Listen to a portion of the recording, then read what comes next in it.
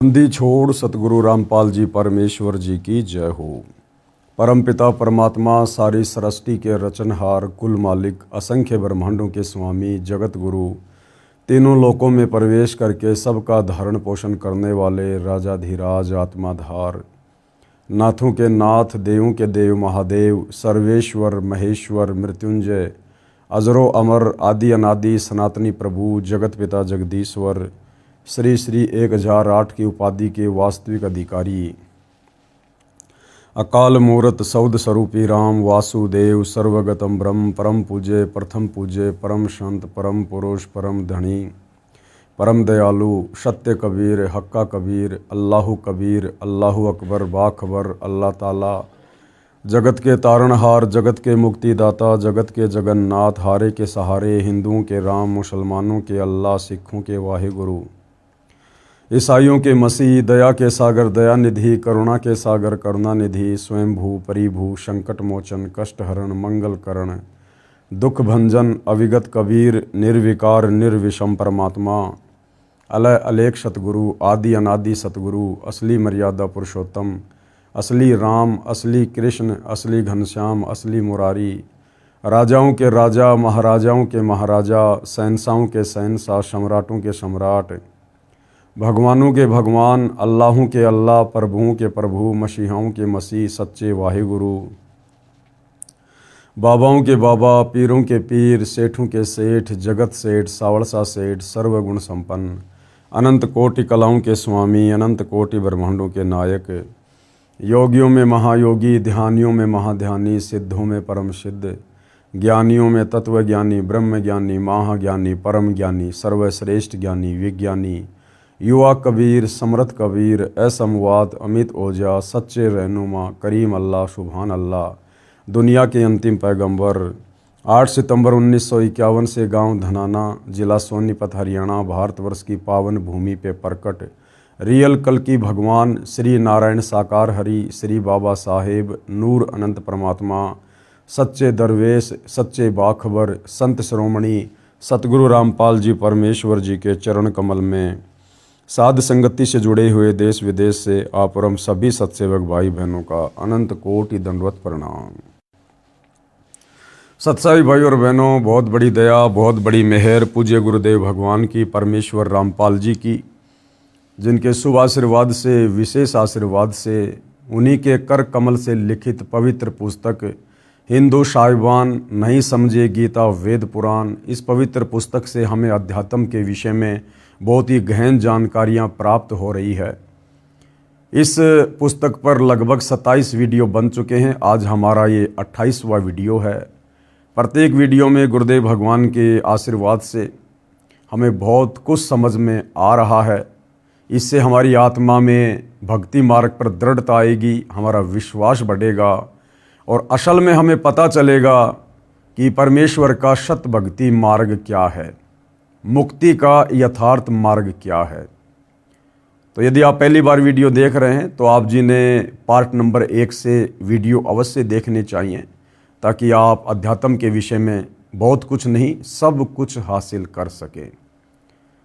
जिस वस्तु को प्राप्त करने के लिए हमें परमपिता परमेश्वर जी ने 184 योनियों से बाहर निकालकर ये एक सुंदर मनुष्य जन्म दिया है, स्त्री या पुरुष का, ये केवल परमेश्वर को पहचान कर, सतगुरु से उपदेश लेकर, सत भक्ति करके आत्मा के कल्याण के लिए मिलता है। और यदि वो काम हमने नहीं किया या उस कार्य को शुरू नहीं किया तो इंसान में और जानवर में कोई अंतर नहीं रह जाता है। तो भाई और बहनों, बहुत सारी गहन बातें अध्यात्म के विषय में हम प्राप्त कर चुके हैं।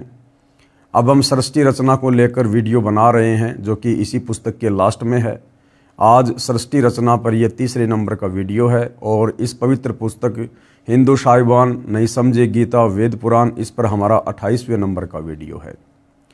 तो सृष्टि रचना हमारे धर्मशास्त्रों से भी प्रमाणित होती जा रही है।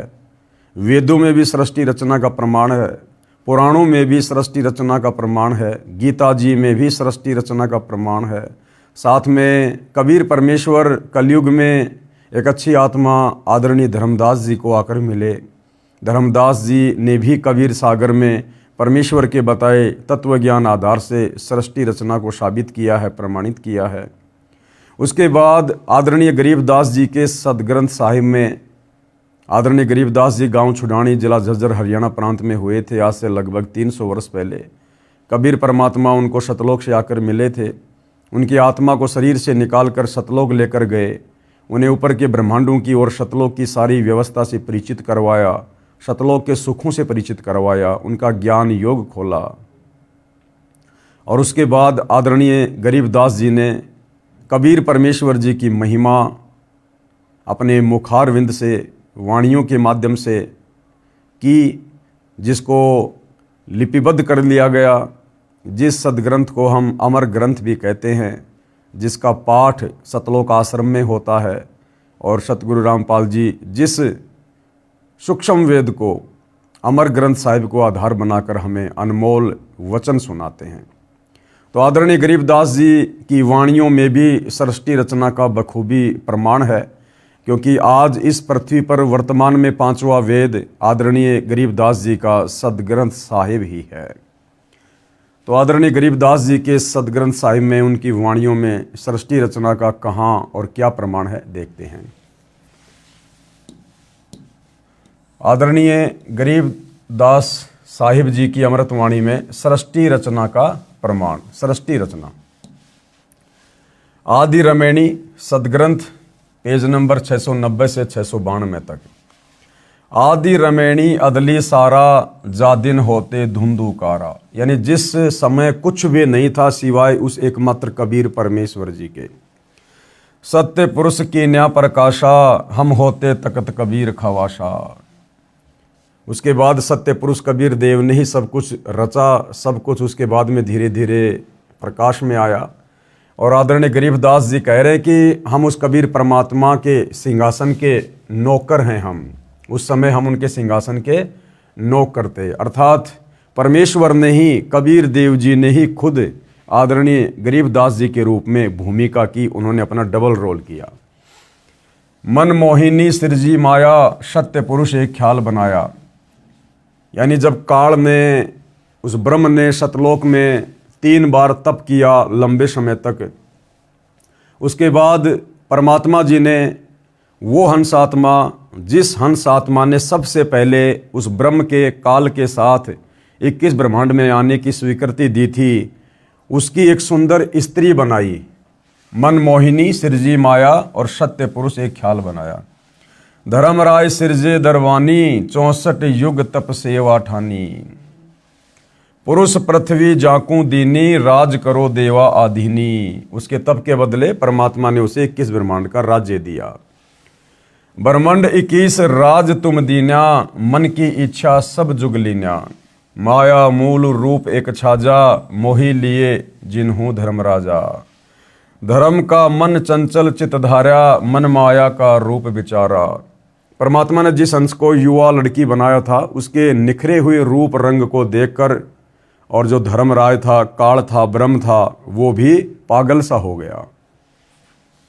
चंचल चेरी चपल चिरागा, या के परसे सर्वस जागा।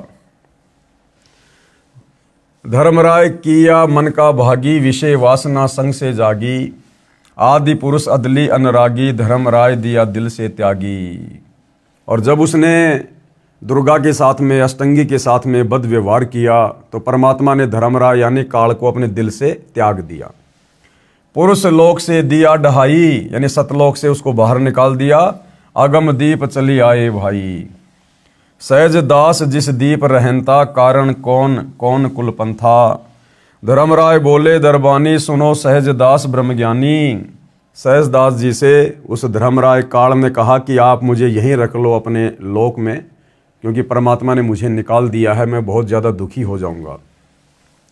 64 युग हम सेवा कीनी, पुरुष पृथ्वी हमको दीनी। उसने कहा कि मैंने बहुत लंबे समय तक तप किया है, जिसके प्रतिफल में परमात्मा ने मुझे 21 ब्रह्मांड का राज्य प्रदान किया। चंचल रूप भया मन बोरा, मन मोहिनी ठगिया भोरा। सत्य पुरुष के नामन भाए, पुरुष लोक से हम चले आए। अगर दीप सुनत बड़ भागी, सहज दास मेटो मन पागी। बोले सहज दिलदानी, हम तो चाकर सत सैदानी। सहजदास जी ने कहा, भैया मैं तो परमात्मा का नौकर हूँ, मैं तो उनसे प्रार्थना कर सकता हूँ, उनके बाद उनकी क्या आज्ञा होगी बताऊँगा। सत्य पुरुष से अर्ज गुजारूं, जब तुम्हारा विमान उतारूं।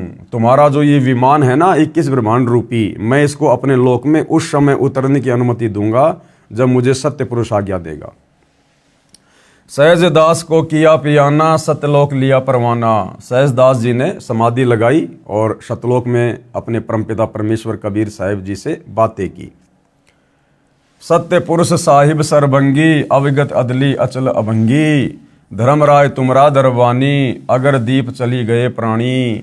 कौन हुक्म करी अरज आवाजा, कहाँ पठाओ उस धर्मराजा। और सहजदास जी ने परमात्मा से प्रार्थना की कि आपका एक नौकर धर्मराय मेरे लोक में रहने की अनुमति चाहता है। हे गुरुदेव, हे परमात्मा, आपकी क्या आज्ञा है। वही आवाज अदली एक साजा। तो परमात्मा जी ने क्या कहा, विषय लोक जाति न्यू बाचा, कि मैं मन कर्म वचन से कहता हूं उसको विषय लोक में जाने दो, उसके 21 ब्रह्मांडों को यहां से दूर जाने दो। सहज विमान चले अधिकाई, छिन में अगर दीप चली आई। हम तो अरज करी अनुरागी, तुम विषय लोक जाओ भड़वागी। सहजदास जी ने कहा कि भाई मैंने तो परमात्मा से अर्ज की थी, लेकिन मालिक ने कहा कि उसको वहीं जाने दो जहां मैं उसको भेज रहा हूं। धर्मराय के चले विमाना, मान सरोवर आए प्राणा। मान सरोवर रहन न पाए, दरे कबीरा थाना लाए। सहजदास जी के दीप के आगे परमात्मा कहते हैं एक मान सरोवर था, वहां पर काल में अपने विमान को रोकना चाहा, लेकिन वहां खुद कबीर परमात्मा बैठे हुए थे, उन्होंने वहां भी उसको नहीं रुकने दिया।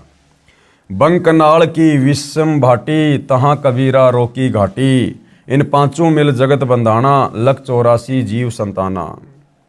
आगे चलकर फिर 21 ब्रह्मांड में इन पांचों ने मिलकर हम सभी आत्माओं को शरीर में बांधकर तीनों गुणों के बंधन में बांध दिया। पांचों कौन, खुद ये काल, इसकी पत्नी दुर्गा और 3 इनके संतान ब्रह्मा विष्णु महेश। ब्रह्मा विष्णु महेश्वर माया, धर्मराय का राज पठाया। ये ब्रह्मा विष्णु महेश ही इस काल के पूरे ढमढमे को चला रहे हैं। यो खोकापुर झूठी बाजी, बिस्ती बैकुंठ दगासी साजी। ये खोकापुर यानी 21 ब्रह्मांड, ये तो झूठी बाजी है, नश्वर है। और भिस्त बैकुंठ और स्वर्ग और नरक जो बना रखे हैं ना, ये केवल हमें धोखा देने के लिए। कृत्रिम जीव बुलाने भाई, निज घर की तो खबर न पाई। और हमारे को बनावटी जीव बना दिया इन्होंने, और हमारा जो निज घर है सतलोक, उसकी अब हमें ये खबर नहीं लगने दे रहे। 1.25 लाख उपजय नित हंसा, 1 लाख विनसे नित अंसा। अब ये काल प्रतिदिन दुर्गा के माध्यम से 1.25 लाख जीवों की उत्पत्ति करवाता है, और 1 लाख का ये शंकर तमोगुण के माध्यम से विनाश करवाता है अपने भोजन के लिए।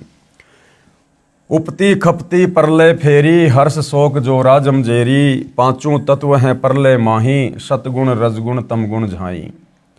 8 अंग मिली है माया, पिंड ब्रह्मंड सकल भरमाया। या में सुरती शब्द की डोरी, पिंड ब्रह्मंड लगी है खोरी। श्वासा पारस मन गए राखो, खोले कपाट अमीरस चाखो। सुनाऊं हंस शब्द सुनदासा, अगम दीप है अग है बाशा। भव सागर जमदंड जमाना, धर्मराय का है तलबाना। पांचों ऊपर पद की नगरी, बाट विहंगम बंकी डगरी। हमरा धर्मराय सु दावा, भव सागर में जीव भरमावा। हम तो कहें अगम की वाणी, जहां अविगत अदली आप बिनानी। बंदी छोड़ हमारा नामम, अजर अमर है अस्तिर ठामम। जुगन जुगन हम कहते आए, जम जोरा से हंस छुटाए। जो कोई माने शब्द हमारा, भव सागर नहीं भर में धारा। या में सुरती शब्द का लेखा, तन अंदर मन कहो किन देखा। दास गरीब अगम की बानी, खोजा हंसा शब्द सैदानी। अब गुरुदेव भगवान इन उपरोक्त वाणियों का सरलार्थ कर रहे हैं, अनुवाद कर रहे हैं। उपरोक्त अमृतवाणी का भावार्थ है कि आदरणीय गरीबदास साहिब जी ने भी यही कहा है कि यहाँ पहले केवल अंधकार था, तथा पूर्ण परमात्मा कबीर साहिब जी सतलोक में तख्त सिंहासन पर विराजमान थे, जैसा कि हमने सृष्टि रचना में पढ़ा। हम वहाँ चाकर थे। भाई जब परमात्मा के अलावा कोई था ही नहीं, तो फिर वहाँ नौकर चाकर कौन रह गया। अर्थात कबीर परमेश्वर जी ही गरीबदास जी के रूप में अपना दूसरा रोल कर रहे थे। परमात्मा ने ज्योति निरंजन को उत्पन्न किया, फिर उसके तप के प्रतिफल में 21 ब्रह्मांड प्रदान किए, फिर माया यानी प्रकृति की उत्पत्ति की। युवा दुर्गा के रूप पर मोहित होकर ज्योति निरंजन ब्रह्म ने दुर्गा यानी प्रकृति से बलात्कार करने की चेष्टा की। ब्रह्म को उसकी सजा मिली, उसे सतलोक से निकाल दिया तथा श्राप लगा कि 1 लाख मानव शरीरधारी प्राणियों का प्रतिदिन आहार करेगा, 1.25 लाख उत्पन्न करेगा। यहाँ सभी प्राणी जन्म मृत्यु का कष्ट उठा रहे हैं। यदि कोई पूर्ण परमात्मा का वास्तविक शब्द सच्चा नाम जाप मंत्र हमारे से प्राप्त करेगा, उसको काल की बंध से छुड़वा देंगे। गरीबदास जी क्या कह रहे हैं कि यदि कोई तत्वदर्शी संत से उस पूर्ण परमात्मा कबीर जी का सच्चा नाम मंत्र लेकर जाप करेगा, वही काल के 21 ब्रह्मांड की बंद से, कैद से, जेल से छूट सकता है। आदरणीय गरीबदास जी अपने गुरु व प्रभु कबीर परमात्मा के आधार पर कह रहे हैं कि सच्चे मंत्र अर्थात सतनाम व सार शब्द की प्राप्ति कर लो, पूर्ण मोक्ष हो जाएगा।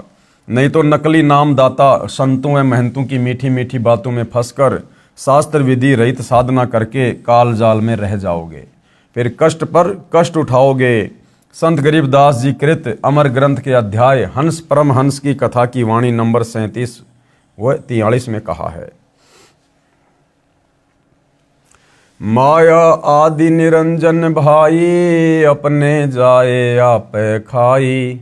ब्रह्मा विष्णु महेश्वर चेला, ओम सोहम का है खेला। शिखर सुन में धर्म अन्यायी, जिन शक्ति डायन मैल पठाई। लाख गरा से नित उठ दूती, माया आदि तकत की कुत्ती। 1.25 लाख घड़िए नित भांडे, हंसा उत्पत्ति पर ले डांडे। ये तीनों चेला बटपारी, सिरजे पुरुषा सिरजी नारी।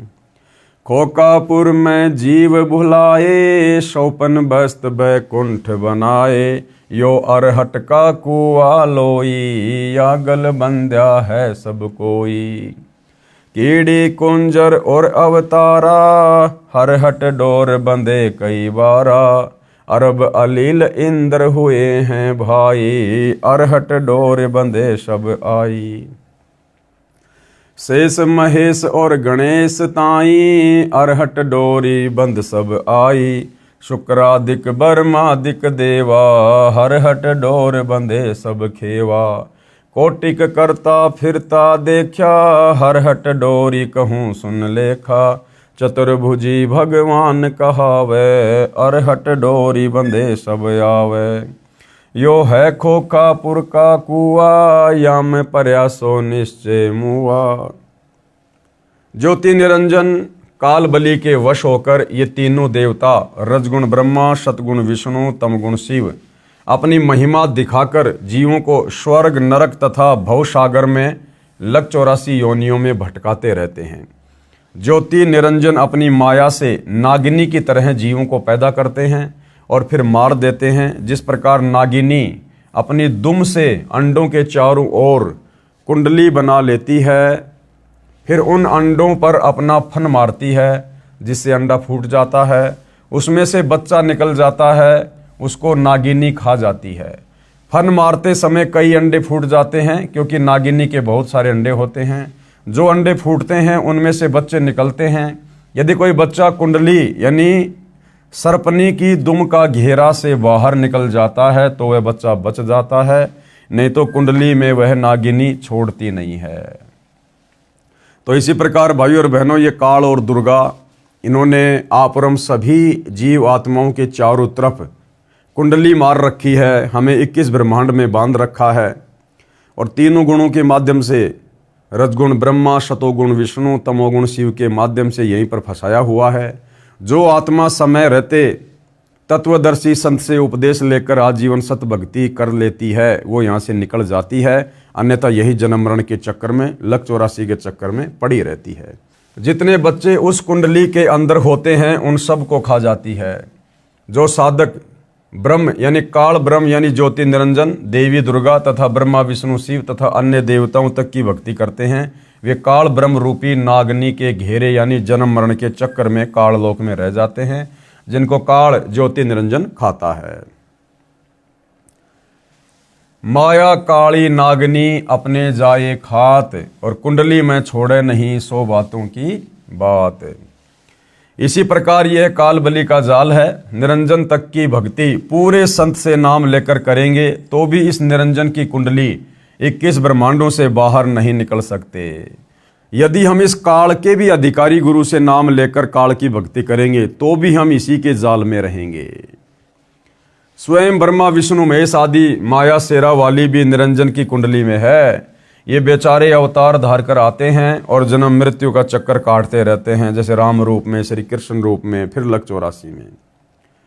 विचार करें, सोहम जाप को जो कि दुर्वय व प्रहलाद व सुखदेव ऋषि ने जपा वह भी पार नहीं हुए, क्योंकि श्री विष्णु पुराण के प्रथम अंश के अध्याय 12 के श्लोक नंबर 93 में पेज नंबर 51 पर लिखा है कि ध्रुव केवल एक कल्प अर्थात 1000 चतुर्युग तक ही मुक्त है।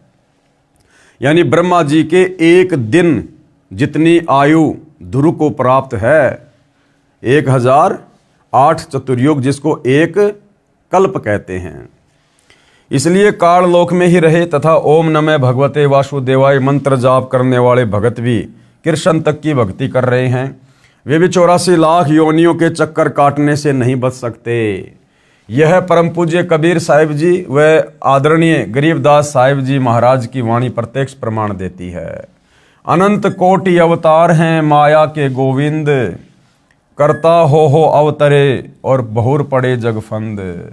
ये ब्रह्मा विष्णु महेश के अवतार राम कृष्ण आदि करोड़ों बार हो चुके हैं, करोड़ों बार, और ये यहाँ पर अवतार रूप में भगवान बन के आते हैं, गोविंद बन के, और ये काल के जाल में खुद भी फंसे रहते हैं और आप और हम जीवों को भी फंसा के चले जाते हैं उल्टी साधना देकर। सत्य पुरुष कबीर साहिब जी की भक्ति से ही जीव मुक्त हो सकता है। जब तक जीव सतलोक में वापस नहीं चला जाएगा तब तक काल लोक में इसी तरह कर्म करेगा और की हुई नाम व दान धर्म की कमाई स्वर्ग रूपी होटलों में समाप्त करके वापस कर्म आधार से 84 लाख प्रकार के प्राणियों के शरीर में कष्ट उठाने वाले काल लोक में चक्कर काटता रहेगा। माया यानी दुर्गा से उत्पन्न होकर करोड़ों गोविंद यानी ब्रह्मा विष्णु शिव मर चुके हैं, भगवान का अवतार बनकर आए थे, फिर कर्म बंधन में बंधकर कर्मों को भोगकर 84 लाख योनियों में चले गए। जिस प्रकार विष्णु जी रामचंद्र रूप में आए और राम रावण युद्ध के दौरान उन्होंने अपनी पत्नी सीता को वापस लाने के लिए करोड़ों लोगों की हत्या करवा दी। वो सारा का सारा पाप, उन हत्याओं का दोष ये काल रामचंद्र अर्थात विष्णु के सिर पर रख देगा और उसे कर्मों में बांध देगा, और जब उसका विष्णु पद समाप्त होगा फिर लक 84 में ठोक देगा। ऐसे श्री कृष्ण जी को भेजा, महाभारत का युद्ध करवा दिया और सारे के सारे पाप उसके सिर पर रखवा दिए। जैसे भगवान विष्णु जी को देवर्षि नारद का श्राप लगा, वे श्री रामचंद्र रूप में अयोध्या में आए, फिर श्री राम जी रूप में बाली का वध किया था। उस कर्म का दंड भोगने के लिए श्री कृष्ण जी का जन्म हुआ। फिर बाली वाली आत्मा शिकारी बना तथा अपना प्रतिशोध लिया, श्री कृष्ण जी के पैर में विषाक्त तीर मारकर वध किया। यानी ये देवी देवता भी काल के कर्मों में बंधे हुए हैं, ये भी अपने कर्म नहीं काट सकते, भला इनकी भक्ति से फिर हमारे कर्म कैसे कटेंगे। भाई आज हम ब्रह्मा विष्णु महेश की, देवी देवताओं की, राम की, कृष्ण की भक्ति क्यों करते हैं? हम दुखी हैं इसलिए भक्ति करते हैं। सुख में तो किसी को भगवान याद आता ही नहीं है। और दुखी आदमी कौन होता है? जिसके ऊपर कर्मों का दबाव होता है, जिसके पाप कर्म ज़्यादा होते हैं, वो दुखी होता है। तो उन कर्मों को काटने के लिए तो हम भगवान की भक्ति करते हैं ताकि हमें कुछ लाभ हो, हमें कुछ सुख मिले। और कर्म ये भगवान नहीं काट पाए अपने। खुद श्री विष्णु जी जो त्रेता युग में रामचंद्र रूप में आए थे, धोखे से उन्होंने अपने स्वार्थ के वश होकर बाली का वध किया और उस मौत का बदला उसने द्वापर युग में श्री कृष्ण जी रूप में देना पड़ा। तो भगवान अपने कर्मों को नहीं काट पा रहे, भला इनकी भक्ति से फिर हमारे कर्म कैसे कटेंगे? महाराज गरीबदास जी अपनी वाणी में कहते हैं, ब्रह्मा विष्णु महेश्वर माया और धर्मराय कहिए, इन पांचों मिल प्रपंच बनाया वाणी हमारी लइए। इन पांचों मिल जीव अटकाए, जुगन जुगम हम आन छुड़ाए, बंदी छोड़ हमारा नामम, अजर अमर है अस्थिर ठामम। पीर पैगंबर कुतुब ओलिया, सुर नर मुनिजन ज्ञानी, येत्ता को तो रान ना पाया, जम के बंधे प्राणी। धर्म राय की धूमा धामी, जम पर जंग चलाऊं, जोरा को तो जान न दूंगा, बांध अदल घर लाऊं। काल अकाल दोहू को मोशू, महाकाल सिर मूंडूं, मैं तो तख्त हजूरी हुक्मी, चोर खोज को ढूंढूं। मूला माया मग में बैठी, हंसा चुन चुन खाई, ज्योति स्वरूपी भया, निरंजन मैं ही करता भाई। 87 दीप मुनीश्वर, बंदे मुल्ला डोरी, एत्या में जमका तलबाना, चलिए पुरुष किशोरी। मुल्ला का तो माथा दागूं, शत की मोहर करूंगा, पुरुष दीप को हंस चलाऊं, दरा न रोकन दूंगा। हम तो बंदी छोड़ कहावा, धर्मराय हैं चकवे, शतलोक की सकल सुनावा, वाणी हमारी अखवे। 9 लख पट्टन ऊपर खेलूं, शाह दरे को रोकूं, 12 कोटि कटक सब काटूं, हंस पठाऊं मोखूं। 14 भुवन गमन है मेरा, जल थल में सरबंगी, खालिक खलक खलक में खालिक, अविगत अचल अभंगी। अगर अलील चक्र है मेरा, जित से हम चल आए, पांचों पर परवाना मेरा, बंदी छुड़ावन धाए। जहाँ ओकार निरंजर नाही, ब्रह्मा विष्णु वेद ना जाही, जहाँ करता नहीं काल भगवाना, काया माया पिंड न प्राणा। 5 तत्व तीनों गुण नाही, जोरा काल दीप नहीं जाही, अमर करूं शतलोक पठाऊं, ताते बंदी छोड़ कहाऊं। ये अरहट का कुआं है भाई और बहनों। इस प्रकार से काल ने हमारे को जन्म और मृत्यु के बंधन में बांध रखा है, 21 ब्रह्मांड के सभी प्राणियों को, सभी को। जिस प्रकार पहले ये अरहट का कुआं हुआ करता था और किस प्रकार से जो किसान भाई थे वो इस प्रकार के एक चैन के ऊपर बाल्टियां वेल्ड करके नीचे से पानी निकाला करते थे बैलों की सहायता से। और ये जो बाल्टियां हैं ये नीचे जाकर ये पानी से भर जाती हैं। ये बाल्टियां अपने आप में पानी को भर लेती हैं यहाँ ऐसे, और फिर ऊपर आकर पानी वहाँ पर खाली कर देती हैं। पानी वहाँ से खेतों में चला जाता था, फिर बाल्टी यहाँ पर खाली हो जाती थी, फिर नीचे कुएं में आती थी, फिर यहाँ से पानी भरती, फिर चलती, फिर यहाँ खाली हो जाती। इसको अरहट का कुआं कहते हैं। तो ये जितने भी ब्रह्मा विष्णु महेश हैं, 33 करोड़ देवी देवता हैं, 9 नाथ 84 सिद्ध हैं, जितने भी ये तपस्वी हैं, आप और हम आम जीव हैं, हाथी से लेकर चींटी तक, ये सब इसी प्रकार से 21 ब्रह्मांड में जन्म और मृत्यु के चक्कर में बंधे हुए हैं, अपना कर्म भोगते रहते हैं। इस पृथ्वी लोक पर आते हैं, मनुष्य जन्म प्राप्त करते हैं, थोड़ी बहुत भक्ति करते हैं, ये भक्ति धन यहाँ से भरते हैं और ऊपर जाकर ब्रह्मा विष्णु महेश के लोक में, स्वर्ग में अपनी भक्ति कमाई को खाली करके आ जाते हैं। फिर काल हमारा नींबू सा निचोड़ कर फिर हमारे को नीचे भेज देता है कि जाओ कमाओ, फिर से भक्ति लेकर आओ, फिर से थोड़े बहुत समय ऊपर रहो, फिर गधे कुत्ते सुअर बनो, कभी ब्रह्मा विष्णु महेश बनो। इस प्रकार से ये अरहट का कुआं इस काल ने यहाँ पर सेट किया हुआ है, सभी आत्माओं को कर्म बंधनों में बांध रखा है। कबीर परमेश्वर यानी कबीर देव की महिमा बताते हुए आदरणीय गरीबदास साहिब जी कह रहे हैं कि हमारे प्रभु कबीर यानी कबीर देव बंदी छोड़ हैं। बंदी छोड़ का भावार्थ है काल की कारागार से छुटवाने वाला। काल ब्रह्म के 21 ब्रह्मांडों में सर्व प्राणी पापों के कारण काल के बंदी हैं। पूर्ण परमात्मा कबीर देव यानी कबीर साहिब पाप का विनाश कर देते हैं। पापों का विनाश न ब्रह्म यानी ना तो काल कर सकता है, ना काल से ऊपर जो परब्रह्म है वो कर सकता है, न ही ब्रह्मा विष्णु शिव कर सकते हैं। केवल जैसा कर्म है उसका वैसा ही फल देते हैं। इसलिए यजुर्वेद अध्याय 5 के मंत्र 32 में लिखा है, कबीर अंगारी असी। कबीर देव यानी कबीर परमेश्वर, अंग अरी यानी पापों का शत्रु है। बमभारी, बमभारी का अर्थ है बंधनों का, और अरी मानी शत्रु अर्थात बंधनों का शत्रु यानी बंदी छोड़ है। यानी इस काल ने 21 ब्रह्मांड में हमारे ऊपर जो कर्म लगा रखे हैं केवल कबीर परमेश्वर ही अपनी सत भक्ति देकर उन कर्मों से हमें छुड़वा सकते हैं।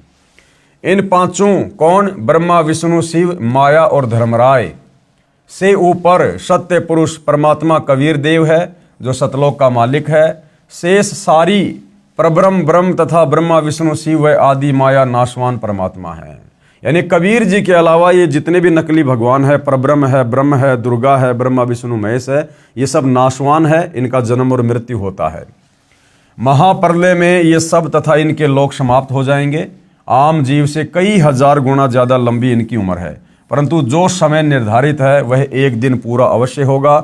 इसी विषय में आदरणीय गरीबदास जी महाराज ने कहा है, शिव ब्रह्मा का राज इंद्र गिनती कहाँ, चार मुक्ति बैकुंठ समझ एता लहा, शंख जुगन की जूनी उम्र बड़ी धारिया, जा जननी कुर्बान सु कागज फारिया। एती उम्र बुलंद मरेगा अंतरे, सतगुरु लगे न कान न भेटे संतरे। कि भैया चाहे कितनी लंबी उम्र हो इनकी, अंत में इनकी भी मृत्यु होगी।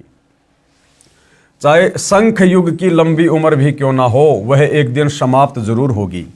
यदि सत्य पुरुष परमात्मा कबीर देव, कबीर साहिब के नुमाइंदे, पूर्ण संत गुरु, जो 3 नाम का मंत्र जिसमें एक ओम है, दूसरा तत् है, तीसरा सत सांकेतिक है, वो देता है, तथा उसे पूर्ण संत द्वारा नाम दान करने का आदेश है, उसे उपदेश लेकर नाम की कमाई करेंगे तो हम सतलोक के अधिकारी हंस हो सकते हैं। सत्य साधना बिना बहुत लंबी उम्र कोई काम नहीं आएगी, क्योंकि निरंजन लोक में दुख ही दुख है। कबीर जीवन तो थोड़ा ही भला, जय सत सुमरण होए, और लाख बरस का जीवना लेखद रह न कोई। यदि सत्य साधना की जाए तो कम आयु ही अच्छी है। यदि सत्य साधना सत्य पुरुष की नहीं है तथा काल ब्रह्म की व देवताओं व देवियों की पूजा करके व प्राणायाम आदि करके लंबी आयु जीने वालों का कोई लेखा यानी अकाउंट मोक्ष मार्ग में नहीं किया जाएगा। इतनी लंबी आयु जितनी शंकर जी की है, यदि मिल जाए तो भी एक दिन मृत्यु अवश्य होगी। भक्ति गलत है, इसलिए जन्म तथा मृत्यु का चक्कर बना रहेगा। ऐसी आयु का क्या औचित्य है। कबीर साहिब अपनी यानी पूर्ण ब्रह्म की जानकारी स्वयं ही बताते हैं कि इन परमात्माओं से ऊपर असंख्य भुजा का परमात्मा सत्य पुरुष है, जो सतलोक में सचखंड सतधाम में रहता है, तथा उसके अंतर्गत सर्वलोक यानी ब्रह्म का लोक, इस ब्रह्म के काल के 21 ब्रह्मांड व ब्रह्मा विष्णु शिव शक्ति के लोक तथा परब्रह्म के 7 संग ब्रह्मांड व अन्य सर्व ब्रह्मांड आते हैं, और वहाँ पर सत्य नाम सार नाम के जाप द्वारा जाया जाएगा, जो पूरे गुरु से प्राप्त होता है। सचखंड यानी सतलोक में जो आत्मा चली जाती है उसका पुनर्जन्म नहीं होता। सतपुरुष यानी पूर्ण ब्रह्म कबीर साहिब कबीर देव ही अन्य लोकों में स्वयं ही भिन्न भिन्न नामों से विराजमान हैं, जैसे अलख लोक में अलख पुरुष, अगम लोक में अगम पुरुष तथा अकय लोक में अनामी पुरुष रूप में विराजमान है। ये तो उपमात्मक नाम है, परंतु वास्तविक नाम उस पूर्ण पुरुष का कबीर देव, भाषा भिन्न होकर कबीर साहिब है। अब आदरणीय नानक साहिब जी की वाणी में सृष्टि रचना का संकेत, क्योंकि परमात्मा कबीर जी जिन जिन महापुरुषों को मिले, अच्छी आत्माओं को मिले, आगे चलकर उन्होंने वही गुण गाए, वही सारी बातें अध्यात्म की बताई, जो बातें उन्होंने परमात्मा से सीखी और जो परमात्मा उनको सतलोक में ले जाकर दिखा कर लाए थे। तो सिख धर्म के प्रवर्तक आदरणीय नानक जी की वाणी में भी सृष्टि रचना का प्रमाण है। श्री नानक साहिब जी की अमृतवाणी महिला 1 राग बिलावलू अंश गुरु ग्रंथ साहिब पेज नंबर 839 है। आपे सचू किया कर जोड़ी, अंडज फोड़ी जोड़ी विछोड़, धरती आकाश किए बैसन कहूँ थाऊं, राती दिनतु किए भऊ भाऊ, जिन किए करी वेखण हारा, तरतिया ब्रह्मा विष्णु महेशा, देवी देव उपाय वेशा, पौण पाणी अग्नि बिसराऊं, ताहि निरंजन साचो नाऊं, तिसु मही मनवा रहिया लिव लाई, प्रणवती नानक कालू न खाई। उपरोक्त अमृतवाणी का भावार्थ है कि सच्चे परमात्मा सत्य पुरुष ने स्वयं ही अपने हाथों से सर्व सृष्टि की रचना की है। उसी ने अंडा बनाया, फिर फोड़ा तथा उसमें से ज्योति निरंजन निकला। उसी पूर्ण परमात्मा ने सर्व प्राणियों के रहने के लिए धरती आकाश पवन पानी आदि 5 तत्व रचे। अपने द्वारा रची सृष्टि का स्वयं ही साक्षी है, दूसरा कोई नहीं जानकारी दे सकता। फिर अंडे के फूटने से निकले निरंजन के बाद तीनों श्री ब्रह्मा जी, श्री विष्णु जी तथा श्री शिव जी की उत्पत्ति हुई तथा अन्य देवी देवता उत्पन्न हुए तथा अनगणित जीवों की उत्पत्ति हुई। उसके बाद अन्य देवों के जीवन चरित्र तथा अन्य ऋषियों के अनुभव के 6 शास्त्र तथा 18 पुराण बन गए।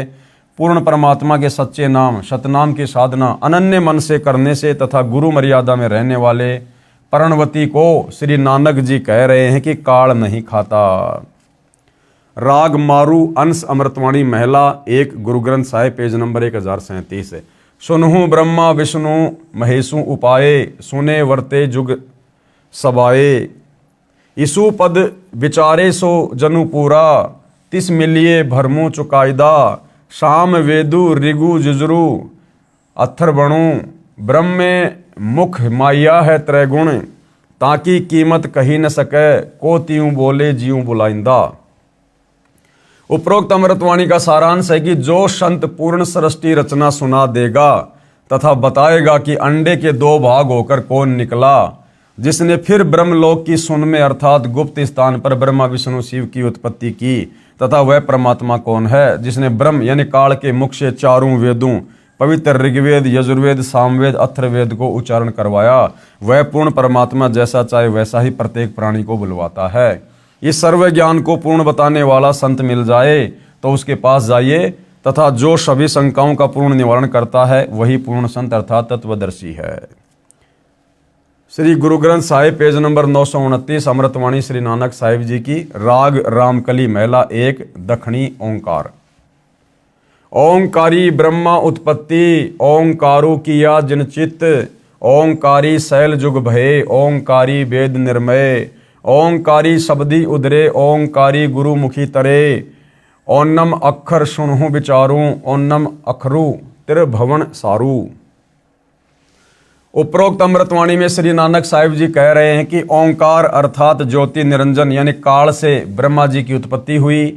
कई युगों मस्ती मारकर ओंकार यानी ब्रह्म ने वेदों की उत्पत्ति की जो ब्रह्मा जी को प्राप्त हुए। 3 लोक की भक्ति का केवल एक ओम मंत्र ही वास्तव में जाप करने का है।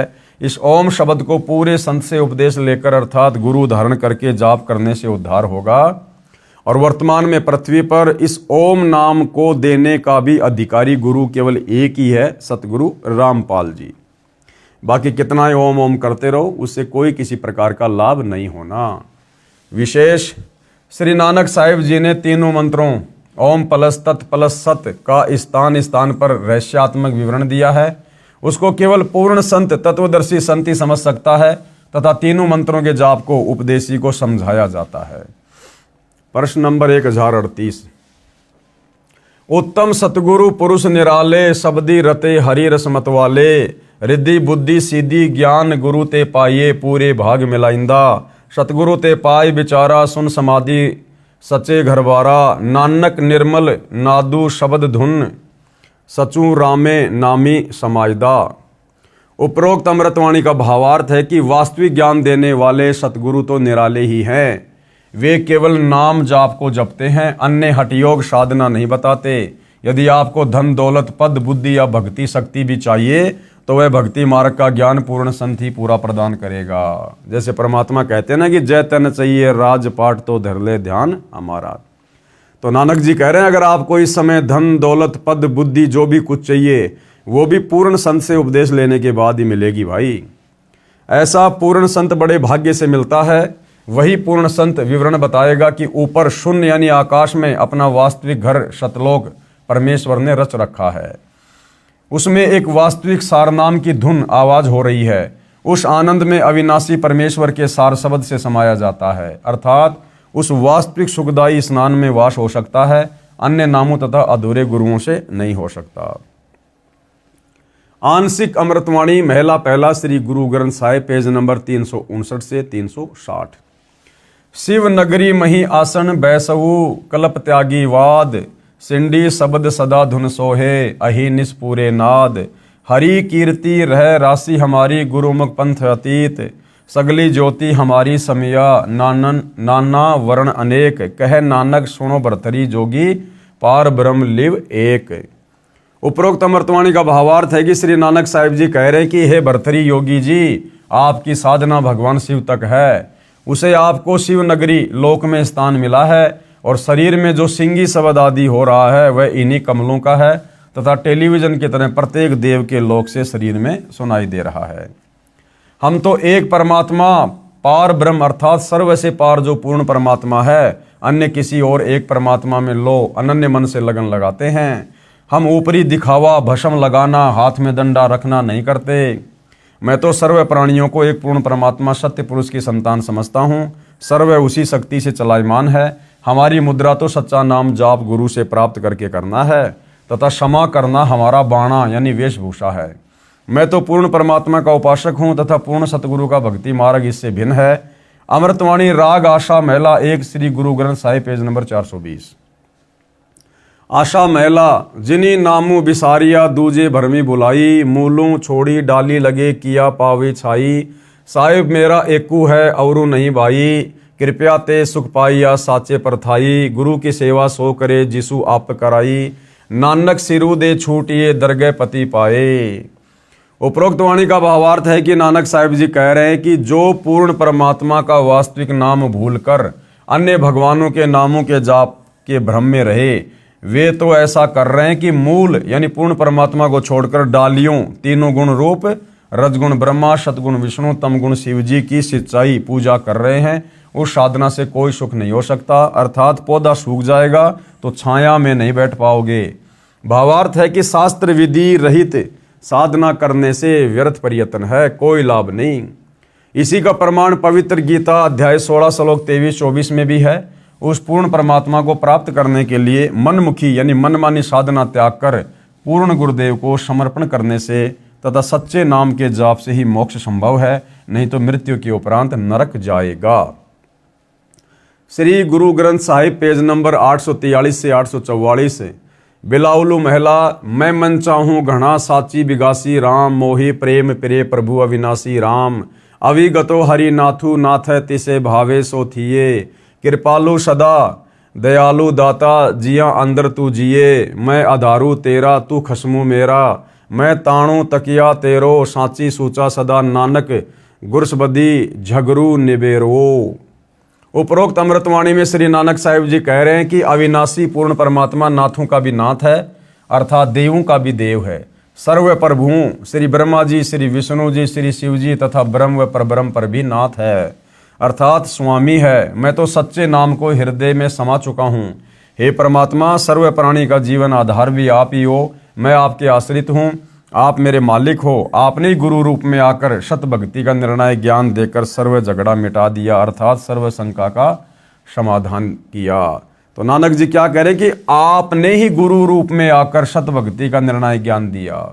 तो भाइयों और बहनों, ये कबीर परमात्मा स्वयं ही तत्वदर्शी संत के रूप में पृथ्वी पर प्रकट होकर अपना निर्णायक यथार्थ सतलोक का ज्ञान देते हैं, दूसरा कोई नहीं दे सकता।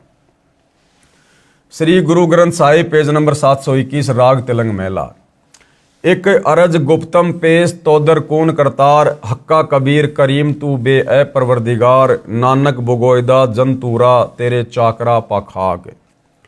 उपरोक्त अमृतवाणी में स्पष्ट कर दिया है कि हे हक्का कबीर यानी सत कबीर, अविनाशी कबीर, आप सत कबीर यानी कौन करतार, शब्द शक्ति से रचना करने वाले शब्द स्वरूपी प्रभु अर्थात सर्व सृष्टि के रचनहार हो। आप ही बेऐब निर्विकार परवरदिगार, सर्व के पालन करता दयालु प्रभु हो। मैं आपके दासों का भी दास हूँ। श्री गुरु ग्रंथ साहिब पेज नंबर 24 राग सीरी महिला। तेरा एक नाम तारे संसार में एह आस एहो आधार। नानक नीच कह विचार धानक रूप रहा करतार। उपरोक्त अमृतवाणी में प्रमाण किया है कि जो काशी में धानक जुलाहा है, यही करतार यानी कुल का सर्जनहार है। अति आधीन होकर श्री नानक साहिब जी कह रहे हैं कि मैं सत कह रहा हूं कि यह धानक अर्थात कबीर जुलाहा ही पूर्ण ब्रह्म है, सत्य पुरुष है। विशेष उपरोक्त परमाणु के सांकेतिक ज्ञान से प्रमाणित हुआ सृष्टि रचना कैसे हुई। पूर्ण परमात्मा की प्राप्ति करनी चाहिए, जो पूर्ण संत से नाम लेकर ही संभव है। अन्य संतों द्वारा सृष्टि रचना की दंत कथा। अब बाकी जितने भी संत महात्मा हुए हैं या वर्तमान में हमारे आचार्य शंकराचार्य हैं, अन्य पंथों से जुड़े हैं जो अपने आप को कबीर पंथी कहते हैं, धन धन सतगुरु, राधा स्वामी पंथ वाले, जय गुरुदेव पंथ वाले, तो गुरुदेव भगवान कहते हैं कि सृष्टि रचना तो थोड़ी बहुत शास्त्रों को पढ़कर काल प्रेरणा से इन्होंने भी सुनाई है, लेकिन इन्होंने केवल उवा बाई बकी है, आधी अधूरी बातें कही है। ये केवल दंत कथा सुनी सुनाई बातों के आधार पर इन्होंने जीव को भ्रमित किया है। अन्य संतों द्वारा सृष्टि रचना की दंत कथा। अन्य संतों द्वारा जो सृष्टि रचना का ज्ञान बताया है वह कैसा है, कृपया निम्न पढ़ें। सृष्टि रचना के विषय में राधा स्वामी पंथ के संतों के व धन धन सतगुरु पंथ के संतों के विचार। पवित्र पुस्तक जीवन चरित्र परम संत बाबा जयमल सिंह जी महाराज, पेज नंबर 102 से 103 से सृष्टि की रचना, सावण कृपाल पब्लिकेशन दिल्ली। क्या कह रहे हैं? पहले सत्य पुरुष निराकार था, फिर इजहार आकार में आया तो ऊपर के 3 निर्मल मंडल सतलोक, अलखलोक, अगमलोक बन गया तथा प्रकाश तथा मंडलों का नाद बन गया। पवित्र पुस्तक सारवचन, प्रकाशक राधा स्वामी सत्संग सभा, दयालबाग आगरा, सृष्टि की रचना, पेज नंबर 8। प्रथम धुंधुकार था, उसमें पुरुष शून्य समाधि में थे जब कुछ रचना नहीं हुई थी। फिर जब मौज हुई तब शब्द प्रकट हुआ और उससे सब रचना हुई। पहले सतलोक और फिर सत्य पुरुष की कला से 3 लोक और सब विस्तार हुआ। ये ज्ञान तो ऐसा है जैसे एक समय कोई बच्चा नौकरी लगने के लिए साक्षात्कार इंटरव्यू के लिए गया। अधिकारी ने पूछा कि आपने महाभारत पढ़ा है? लड़के ने उत्तर दिया कि उंगलियों पर रट रखा है। अधिकारी ने प्रश्न किया कि 5 पांडवों के नाम बताओ। लड़के ने उत्तर दिया कि एक भीम था, एक उसका बड़ा भाई था, एक उससे छोटा था, एक और था तथा एक का नाम मैं भूल गया। उपरोक्त सृष्टि रचना का ज्ञान तो ऐसा है इन नकली संतों का। सत्य पुरुष व सतलोक की महिमा बताने वाले वे 5 नाम ओंकार, ज्योति निरंजन, निरंकार, सोहम, सतनाम देने वाले व 3 नाम अकाल मूर्ति, शब्द, सत्य पुरुष और शब्द स्वरूपी राम देने वाले संतों द्वारा रची पुस्तकों से कुछ निष्कर्ष। संत मत प्रकाश भाग 3 पेज नंबर 76 पर लिखा है कि सचखंड या सतनाम चौथा लोक है। सचखंड या सतनाम चौथा लोक है, जबकि सचखंड तो प्रथम लोक है और सतनाम ये तो जपने का मंत्र है, कोई लोक थोड़ी है सतनाम। यहां पर सतनाम को स्थान लिखा है। फिर इस पवित्र पुस्तक के पेज नंबर 79 पर लिखा है कि एक राम दशरथ का बेटा, दूसरा राम मन, तीसरा राम ब्रह्म, चौथा राम सतनाम, ये असली राम है। फिर पवित्र पुस्तक संत मत प्रकाश महिला भाग प्रश्न नंबर 17 पर लिखा है कि वह सतलोक है, उसी को सतनाम कहा जाता है, यानी सतलोक को ही सतनाम कहा जाता है राधा स्वामी पंथ के संतों के अनुसार।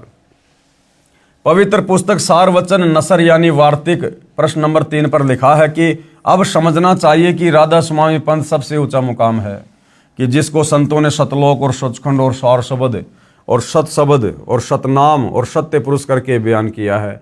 पवित्र पुस्तक सारवचन नसर आगरा से प्रकाशित पेज नंबर 4 पर भी उपरोक्त ज्यों का त्यों वर्णन है। पवित्र पुस्तक सचखंड की सड़क पेज नंबर 226 संतों का देश सचखंड या सतलोक है, उसी को सतनाम, सतशब्द, सार शब्द कहा जाता है।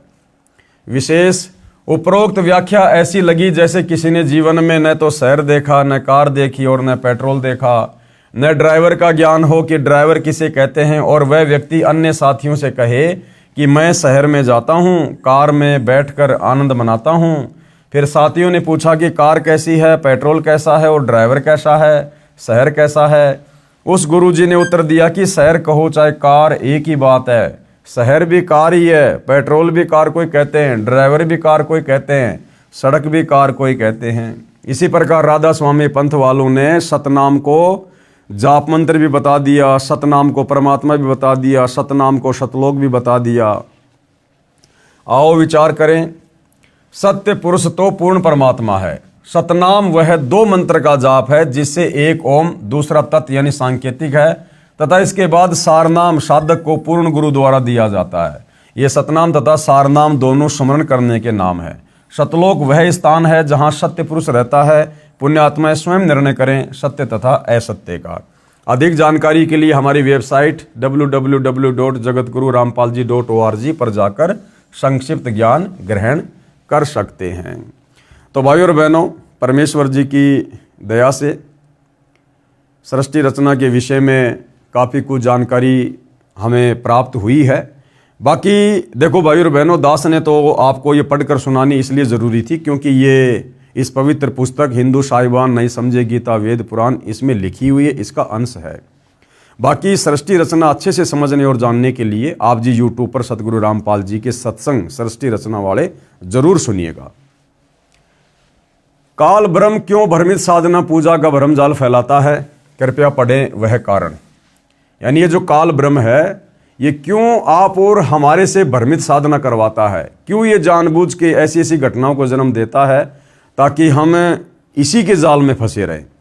अब भाई और बहनों, सृष्टि रचना सुनकर हमें इतना तो समझ में आ ही गया है कि इस काल को परमात्मा की तरफ से प्रतिदिन 1 लाख मानव शरीरधारी प्राणियों के भक्षण करने का श्राप लगा हुआ है। अब ये हमें पार नहीं होने देना चाहता। इसको डर है कि यदि सभी आत्माएं सतलोक चली गई तो तेरी भूख का क्या होगा, तेरे भोजन का क्या होगा। और आत्माएं सतलोक जाएंगी सत भक्ति से, इसलिए काल हमें भ्रमित करता है कि कोई सत भक्ति ना कर ले। कबीर परमेश्वर जी की काल से वार्ता। जब परमेश्वर ने सभी ब्रह्मांडों की रचना की और अपने लोक में विश्राम करने लगे, उसके बाद हम सभी काल के ब्रह्मांड में रहकर अपना किया हुआ कर्मदंड भोगने लगे और बहुत दुखी रहने लगे। सुख व शांति की खोज में भटकने लगे और हमें अपने निज घर सतलोक की याद सताने लगी तथा वहां जाने के लिए भक्ति प्रारंभ की। किसी ने 4 वेदों को कंठस्थ किया तो कोई उग्र तप करने लगा, कोई हवन यज्ञ ध्यान समाधि आदि क्रियाएं प्रारंभ की, लेकिन अपने निज घर सतलोक नहीं जा सके, क्योंकि उपरोक्त क्रियाएं करने से अगले जन्मों में अच्छे समृद्ध जीवन तो प्राप्त होकर जैसे राजा महाराजा, बड़ा व्यापारी, अधिकारी, देव महादेव, स्वर्ग महास्वर्ग आदि वापस फिर लक 84 भोगने लगे, बहुत परेशान रहने लगे और परमपिता परमेश्वर से प्रार्थना करने लगे कि हे दयालु, हमें निज घर का रास्ता दिखाओ। हम हृदय से आपकी भक्ति करते हैं, आप हमें दर्शन क्यों नहीं दे रहे हो। यह वृत्तांत कबीर साहिब ने धर्मदास जी को बताते हुए कहा कि धर्मदास, इन जीवों की पुकार सुनकर मैं अपने सतलोक से जोगजीत का रूप बनाकर काल लोक में आया। जोगजीत यानी परमात्मा ने प्रथम बार अपने 16 वचनों से जो 16 पुत्रों की रचना की थी, उनमें उनके एक पुत्र का नाम जोगजीत है। आते परमात्मा खुद हैं, लेकिन अपने पुत्र जोगजीत का रूप बनाकर आए। तब 21वें ब्रह्मांड में जहां काल का निज घर है, जहां पर 21वें ब्रह्मांड में ये काल रहता है, वहां पर तपतशिला पर जीवों को भूनकर सूक्ष्म शरीर से गंध निकाला जा रहा था। मेरे पहुंचने के बाद उन जीवों की जलन समाप्त हो गई। उन्होंने मुझे देखकर कहा कि हे पुरुष, आप कौन हो? आपके दर्शन मात्र से ही हमें बड़ा सुख व शांति का आभास हो रहा है। फिर मैंने बताया कि मैं पार ब्रह्म परमेश्वर कबीर हूं। आप सब जीव मेरे लोक से आकर काल ब्रह्म के लोक में फंस गए हो। ये काल रोजाना 1 लाख मानव के सूक्ष्म शरीर से गंध निकाल कर खाता है और बाद में नाना प्रकार की योनियों में दंड भोगने के लिए छोड़ देता है। तब वे जीव आत्माएं कहने लगी कि हे दयालु परमेश्वर, हमें इस काल की जेल से छुड़वाओ। मैंने बताया कि यह ब्रह्मांड काल ने 3 बार भक्ति करके मेरे से प्राप्त किए हुए हैं। जो आप यहाँ सब वस्तुओं का प्रयोग कर रहे हो, ये सभी काल की हैं और आप सब अपनी इच्छा से घूमने के लिए आए हो। इसलिए अब आपके ऊपर काल ब्रह्म का बहुत ज्यादा ऋण हो चुका है और वह ऋण मेरे सच्चे नाम के जाप के बिना नहीं उतर सकता। जब तक आप ऋण मुक्त नहीं हो सकते, तब तक आप काल ब्रह्म की जेल से बाहर नहीं जा सकते। इसके लिए आपको मुझसे नाम उपदेश लेकर भक्ति करनी होगी, तब मैं आपको छुड़ा कर ले जाऊंगा। हम ये वार्ता कर ही रहे थे कि वहां पर काल ब्रह्म प्रकट हो गया और उसने मुझे बहुत क्रोधित होकर मेरे ऊपर हमला बोला। मैंने अपनी शब्द शक्ति से उसको मूर्छित कर दिया। फिर कुछ समय बाद वह होश में आया, मेरे चरणों में गिरकर क्षमा याचना करने लगा और बोला कि आप मुझसे बड़े हो, मुझ पर कुछ दया करो और ये बताओ कि आप मेरे लोक में क्यों आए हो। तब मैंने काल पुरुष को बताया कि कुछ जीवात्माएं भक्ति करके अपने निज घर सतलोक में वापस जाना चाहती हैं। उन्हें सत भक्ति मार्ग नहीं मिल रहा है, इसलिए वे भक्ति करने के बाद भी इसी लोक में रह जाती हैं। मैं उनको सत भक्ति मार्ग बताने के लिए और तेरा भेद देने के लिए आया हूं कि तू काल है, 1 लाख जीवों का आहार करता है और 1.25 लाख जीवों को उत्पन्न करता है तथा भगवान बनकर बैठा है। मैं इनको बताऊंगा कि तुम जिसकी भक्ति करते हो वह भगवान नहीं है, काल है। इतना सुनते ही काल बोला कि यदि सब जीव वापस चले गए तो मेरे भोजन का क्या होगा, मैं भूखा मर जाऊंगा। आपसे मेरी प्रार्थना है कि 3 युगों में जीव कम ले जाना, सतयुग त्रेता द्वापर 3 युगों में जीव कम लेकर जाना और सबको मेरा भेद मत देना कि मैं काल हूं, सबको खाता हूं। जब कलयुग आए, जो वर्तमान में आ चुका है, जब कलयुग आए तो चाहे जितने जीवों को ले जाना, ये वचन काल ने मुझसे प्राप्त किए। कबीर साहिब ने धर्मदास को आगे बताते हुए कहा कि सतयुग, त्रेता युग, द्वापर युग में भी मैं आया था और बहुत जीवों को सतलोक लेकर गया, लेकिन इसका भेद नहीं बताया। अब मैं कलयुग में आया हूं और काल से मेरी वार्ता हुई है। काल ब्रह्म ने मुझसे कहा है कि अब आप चाहे जितना जोर लगा लेना, आपकी बात कोई नहीं सुनेगा। प्रथम तो मैंने जीव को भक्ति के लायक ही नहीं छोड़ा है, उसमें बीड़ी, सिगरेट, शराब, मांस आदि दुर्व्यसन की आदत डालकर इनकी वृत्ति को बिगाड़ दिया है। नाना प्रकार की पाखंड पूजा में जीव आत्माओं को लगा दिया है। दूसरी बात ये होगी कि जब आप अपना ज्ञान देकर वापस अपने लोक में चले जाओगे, उससे पहले मैं काल अपने दूत भेजकर आपके पंथ से मिलते जुलते 12 पंथ चलाकर जीवों को भ्रमित कर दूंगा। जैसे राधा स्वामी, धन धन सदगुरु, निरंकारी, जय गुरुदेव, हंसा पंथ, ये सब काल के द्वारा चलाए गए पंथ हैं। वे सारे महिमा तो सतलोक की बताएंगे, आपका ज्ञान कथेंगे, लेकिन नाम जाप मेरा करेंगे, यानी काल का, जिसके परिणाम स्वरूप मेरा ही भोजन बनेंगे। ये बात सुनकर कबीर साहिब ने कहा कि आप अपनी कोशिश करना, मैं सतमार्ग बताकर ही वापस जाऊंगा, और जो मेरा ज्ञान सुन लेगा वह तेरे बहकाव में कभी नहीं आएगा। सतगुरु कबीर साहिब ने कहा कि हे निरंजन, यदि मैं चाहूं तो तेरे सारे खेल को क्षण भर में समाप्त कर सकता हूं, परंतु ऐसा करने से मेरा वचन भंग होता है। ये सोचकर मैं अपने प्यारे हंसों को यथार्थ ज्ञान देकर शब्द का बल प्रदान करके सतलोक ले जाऊंगा। और कहा, कह कबीर सुनो धर्मराया, हम शंखों हंसा पद परसाया, जिन लेन्या हमरा परवाना, सो हंसा हम किए अमाना। पवित्र कबीर सागर में जीवों को काल ब्रह्म द्वारा भूल भुलैया में डालने के लिए तथा अपनी भूख को मिटाने के लिए तरह तरह के तरीकों का वर्णन। काल ने क्या कहा, 12 पंथ करूं मैं साजा, नाम तुम्हारा ले करूं आवाजा, कि आप कबीर के नाम से मैं 12 नकली कबीर पंथ चलाऊंगा, तुम्हारा नाम ले लेकर और अपने झूठे मंत्र दे देकर जीवों को फंसाऊंगा। 12 यम संसार पठाओ, मैं 12 अपने काल के दूत संसार में भेजूंगा और नाम तुम्हारे पंथ चलाओ, और तुम्हारे नाम से पंथ चलाऊंगा कबीर पंथ। प्रथम दूत मम प्रगटे जाई, पीछे अंश तुम्हारा आई, ये विधि जीव को भरमाऊं, पुरुष नाम जीवन समझाऊं। 12 पंथ नाम जो ले है, हमरे मुख में आन समोए, कहा तुम्हारा जीवन माने, हमरी और होए बाद बखाने। मैं दृढ़ फंदा रच बनाई, जामे जीव रहे उर्झाई, देवल देव पाषाण पुजाई, तीर्थ व्रत जप तप मन लाई।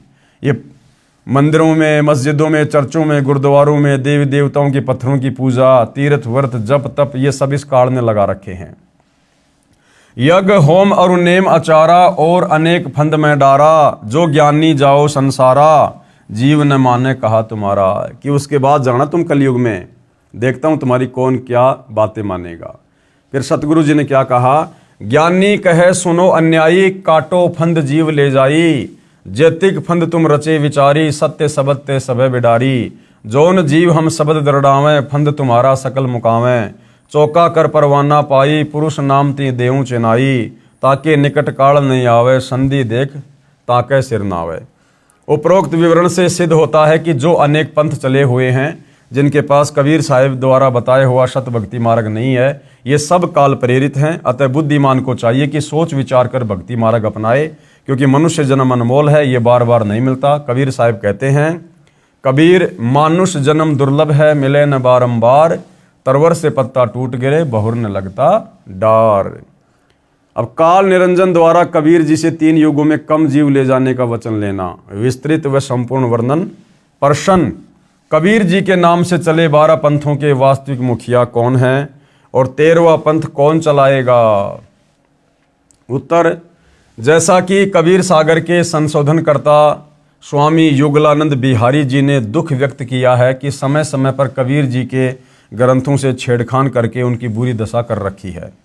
उदाहरण भी दिया, परमेश्वर कबीर जी का जोगजीत के रूप में काल ब्रह्म के साथ विवाद हुआ था। वह शमशम वेद बोध पेज नंबर 117 से 122 तक तथा अनुराग सागर 60 से 67 तक है। परमेश्वर कबीर जी अपने पुत्र जोगजीत के रूप में काल के प्रथम ब्रह्मांड में प्रकट हुए, जो 21वां ब्रह्मांड है, जहाँ पर तपतशिला बनी है। काल ब्रह्म ने जोगजीत के साथ झगड़ा किया, फिर विवश होकर चरण पकड़कर क्षमा याचना की तथा प्रतिज्ञा करवाकर कुछ विदा मांगी। सबसे पहला वचन क्या था? 3 युगों सतयुग, त्रेता युग, द्वापर युग में थोड़े जीव पार करना। दूसरा वचन क्या था? जोर जबरदस्ती करके जीव मेरे लोक से ना लेकर जाना। आप अपना ज्ञान देना, जो आपका ज्ञान समझे वो आपका, जो आपके ज्ञान को स्वीकार ना करे वो मुझ काल का भोजन। तीसरा वचन, आप अपना ज्ञान समझाना, जो आपके ज्ञान को माने वह आपका, और जो मेरे ज्ञान को माने वो मेरा। चौथा वचन, कलयुग में पहले मेरे दूत प्रकट होने चाहिए। काल ने कहा कि पहले मैं अपने दूत भेजूंगा। तो ये राधा स्वामी, धन धन सतगुरु, जय गुरुदेव, निरंकारी, सैकड़ों वर्षों से ये पंथ चल रहे हैं, ये काल के द्वारा भेजे गए दूत हैं। पीछे आपका दूत जाए।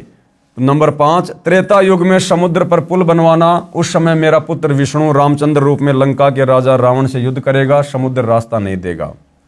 छठवा, द्वापर युग में शरीर त्याग कर जाऊंगा। राजा इंद्रदमन मेरे नाम से, जगन्नाथ नाम से, समुद्र के किनारे मेरी आज्ञा से मंदिर बनवाना चाहेगा, उसको समुद्र बाधा करेगा, आप उस मंदिर की सुरक्षा करना। परमेश्वर ने सर्व मांगे स्वीकार कर ली और वचनबद्ध हो गए। तब काल ब्रह्म हंसा और कहा कि हे जोगजीत, आप जाओ संसार में। जिस समय कलयुग आएगा उस समय मैं अपने 12 दूत नकली सतगुरु संसार में भेजूंगा। जब कलयुग 5505 वर्ष पूरा होगा तब तक मेरे दूत तेरे नाम से, कबीर जी के नाम से 12 कबीर पंथ चला दूंगा।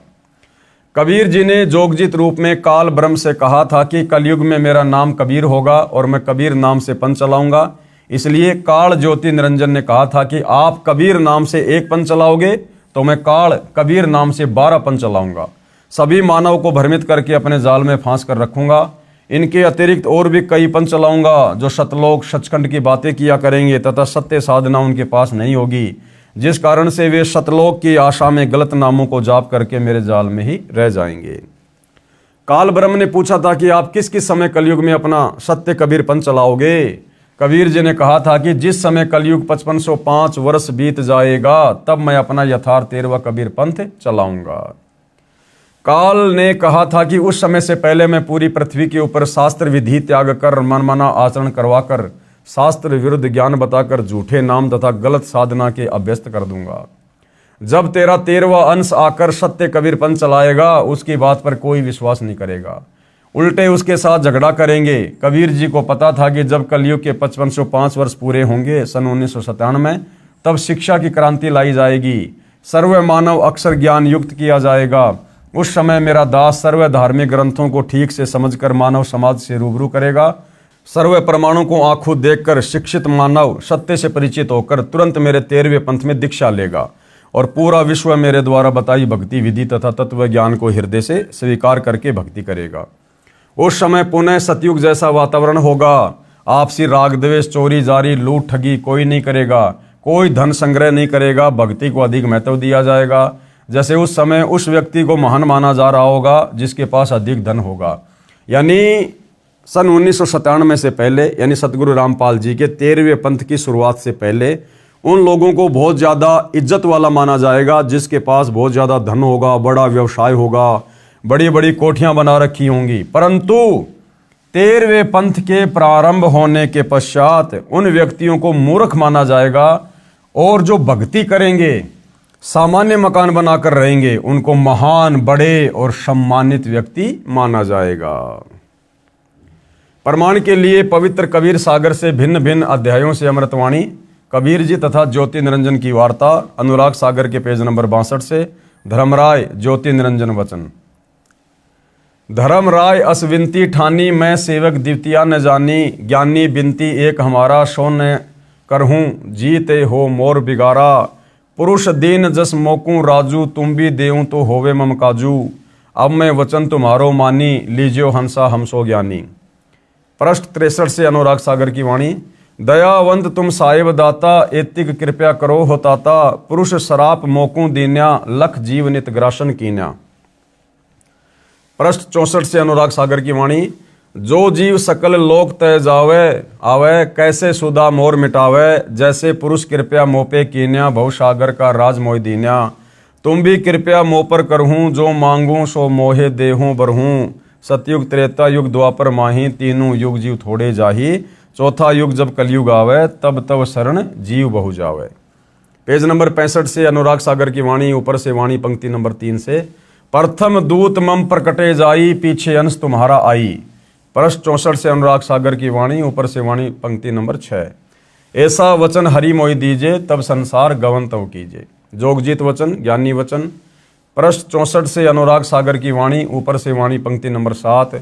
अरे काल तुम परपंच पसारा, तीनों युग जीवन दुख डारा। बिनती तोरी लीन में जानी, मोकू ठगा काल अभिमानी। जस बिनती तू मोशन कीनी, सो अब बकस तोहे दीनी। चौथा युग जब कलयुग आवे, तब हम अंश अपना अंश पठावे। धर्मराय यानी काल वचन। पृष्ठ 64 से अनुराग सागर की वाणी, ऊपर से वाणी पंक्ति नंबर 17। हे साहिब तुम पंथ चलाऊ, जी उबार लोक ले जाऊं। पृष्ठ 66 से अनुराग सागर की वाणी, ऊपर से वाणी पंक्ति नंबर 8, 9, 16 से 21। संधि छाप सार शब्द मोय दीजे ज्ञानी, जैसे देवोगे हंस सैदानी। जो जन मोकू संधि सार शब्द बतावे, ताकि निकट काल नहीं आवे। कहे धर्म राय जाओ संसारा, आनु जीव नाम अधारा। जो हंसा तुमरे गुण गावे, ताही निकट हम नहीं जावें। जो कोई लहे शरण तुम्हारी, मम सिर पग दे हो पारी। हम तो तुम संग कीन डिठाई, तात जान कीन लड़काई। कोटिन अवगुण बालक करही, पिता एक चित न धरही। जो पिता बालक को दे निकारी, तब को रक्षा करे हमारी। सार नाम देखो जय साथा, ताई हंस में निवाऊं माथा। ज्ञानी वचन, कबीर वचन। Anurag Sagar page number 66। जो तोई देऊं संधि बताई, तो तू जीवन को हो दुखदाई। तुम परपंच जान हम पावा, काल चले नहीं तुमरा दावा। धर्मराय तो ही प्रकट बाख्या, गुप्त अंक बीरा हम राख्या। जो कोई लेई नाम हमारा, ताई छोड़ तुम हो जाना नियारा। जो तुम मोर हंस को रोको भाई, तो तुम काल रहन नहीं पाई। धर्मराय यानी काल निरंजन वचन। पृष्ठ 62 तथा 63 से अनुराग सागर की वाणी। बेशक जाओ ज्ञानी संसारा, जीव न माने कहा तुम्हारा जीव न माने, हमरी और हो बात बखाने। दृढ़ फंदा में रचा बनाई, जामे सकल जीव उर्जाई। वेद शास्त्र समृति गुणगाना, पुत्र मेरे तीन प्रधाना। तीनों बहुबाजी रचि राखा, हमरी महिमा ज्ञान मुख बाख्या। देवल देव पाषाण पुजाई, तीर्थ व्रत जप तब मन लाई। पूजा विश्व देव आधारी, ये मति जीवों को राख्या बांधी। जग होम और नेम अचारा, और अनेक फंद में डारा। ज्ञानी कबीर वचन। हमने कहा सुनो अन्यायी, काटो फंद जीव ले जाई। जैते फंद तुम रचे बिचारी, सत्य शब्द ते सबे विडारी। जोन जीव हम शब्द दृढ़ावे, फंद तुम्हारा सकल मुक्तावें। जब ही जीव चीन जान ज्ञान हमारा, तज ही भरम सब तोर पसारा। सत्य नाम जीवन समझावे, हंस उबार लोक ले जावें। पुरुष सुमरण सार बीरा, नाम अविगत जनाव हूँ। शीश तुम्हारे पांव दे के हंस लोक पठाव हूँ। ताके निकट काल नहीं आवे, संधि देख ताको सिर नावे। धर्मराय काल वचन। पंथ एक तुम आप चलाओ, जीवन को शतलोक ले जाऊं। द्वादश पंथ करूं मैं साजा, नाम तुम्हारा ले करूं आवाजा। द्वादश यम संसार पठाऊं, नाम कबीर ले पंथ चलाऊं। प्रथम दूत मेरे प्रकटे जाई, पीछे अंश तुम्हारा आई। ये विधि जीवन को भरमाऊं, आपन नाम पुरुष का बताऊं। द्वादश पंथ नाम जो ले ही, हमरे मुख में आन समोई। ज्ञानी कबीर वचन चौपाई। अरे काल परपंच पसारा, तीनों युग जीवन दुख आधारा। बिनती तोरी लीन में मानी, मोकू ठगे काल अभिमानी। चौथा युग जब कलयुग आई, तब हम अपना अंश पठाई। काल फंद छूटे नरलोई, सकल सृष्टि परवानिक होई। घर घर देखो बोध विचारा, सत्य नाम सब ठोर उचारा। 5505 तब ये वचन होएगा साचा। कलयुग बीत जाएगा तब एता, सब जीव परम पुरुष पद चेता। भावार्थ वाणी संख्या 55 से 61 तक। परमेश्वर कबीर जी ने कहा कि हे काल, तूने विशाल प्रपंच रच रखा है। तीनों युगों सतयुग त्रेता द्वापर में जीवों को बहुत कष्ट देगा। जैसा तू कह रहा है, तूने मेरे से प्रार्थना की थी वह मान ली। तूने मेरे साथ धोखा किया है, परंतु चौथा युग जब कलयुग आएगा, तब मैं अपना अंश यानी कृपया पात्र आत्मा भेजूंगा। हे काल, तेरे द्वारा बनाए सर्व फंद यानी अज्ञान आधार से गलत ज्ञान व साधना को सत्य शब्द तथा सत्य ज्ञान से समाप्त करेगा। उस समय पूरा विश्व परवानिक यानी उस मेरे संत से दीक्षा लेकर दीक्षित होगा। उस समय तक यानी जब तक कलयुग 5505 वर्ष बीत जाता, सतनाम मूल नाम सार शब्द तथा मूल ज्ञान यानी तत्व ज्ञान प्रकट नहीं करना है। परंतु जब कलयुग 5505 वर्ष पूरा हो जाएगा, तब घर घर में मेरे आध्यात्मिक ज्ञान की चर्चा हुआ करेगी और सतनाम सार शब्द को सब उपदेशियों को प्रदान किया जाएगा। ये जो बात मैं कह रहा हूँ, ये मेरे वचन उस समय सत्य साबित होंगे जब कलयुग के 5505 वर्ष पूरे हो जाएंगे। जब कलयुग इतने वर्ष बीत जाएगा तब सभी मानव प्राणी परम पुरुष यानी सत्य पुरुष के पद अर्थात उस परम पद के जानकार हो जाएंगे, जिसके विषय में गीता अध्याय 15 श्लोक 4 में कहा है कि तत्वदर्शी संत के प्राप्त होने के पश्चात परमेश्वर के उस परम पद की खोज करनी चाहिए जहां जाने के पश्चात साधक लौटकर संसार में कभी नहीं आते। जिस परमेश्वर ने संसार रूपी वृक्ष का विस्तार किया है अर्थात जिस परमेश्वर ने सृष्टि की रचना की है उस परमेश्वर की भक्ति करो। उपरोक्त वाणी का भावार्थ है कि उस समय उस परमेश्वर के पद यानी सतलोक के विषय में सबको पूर्ण ज्ञान होगा, यानी सतलोक के विषय में। सवसम वेद बोध पेज नंबर 170 अथ सवसम वेद की स्फुट वार्ता चौपाई। 1,80,000 पीर पैगंबर और अवतारा, सो सब आही निरंजन वंशा, तन धरी धरी करे निज पिता प्रशंसा। 10 अवतार निरंजन केरे, राम कृष्ण सब आही बडेरे, इनसे बड़ा ज्योति निरंजन सोई, या मैं फेर बदल नहीं कोई। भावार्थ, परमेश्वर कबीर जी ने बताया कि बाबा आदम से लेकर हजरत मोहम्मद तक कुल 1,80,000 पैगंबर हुए हैं तथा 10 अवतार जो हिंदू मानते हैं ये सब काल के भेजे आए हैं। इन सब ने काल ब्रह्म की भक्ति का प्रचार किया है। जो 10 अवतार हैं इन 10 अवतारों में राम तथा कृष्ण प्रमुख हैं।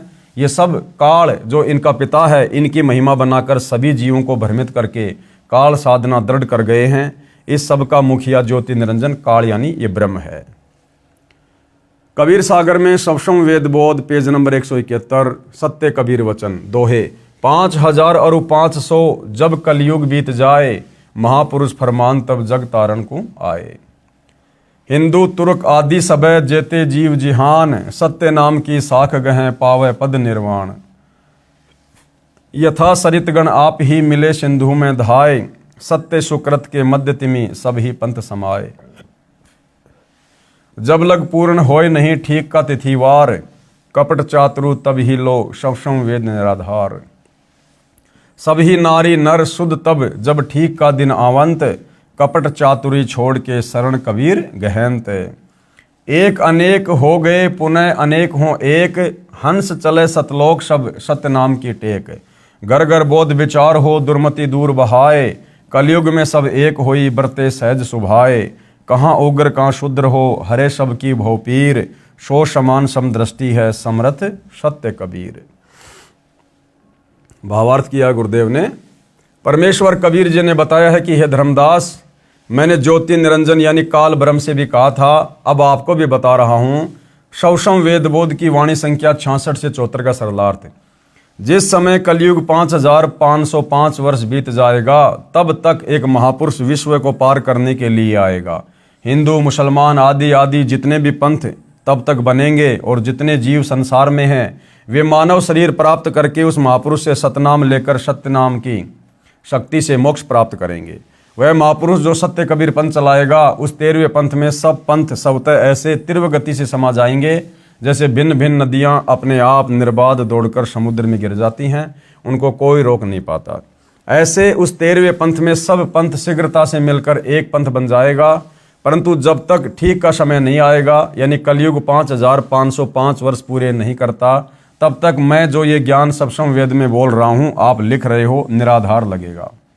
जिस समय वह निर्धारित समय आएगा उस समय स्त्री पुरुष उच्च विचारों तथा शुद्ध आचरण के होकर कपट व्यर्थ की चतुराई त्याग कर मेरी कबीर जी की शरण ग्रहण करेंगे।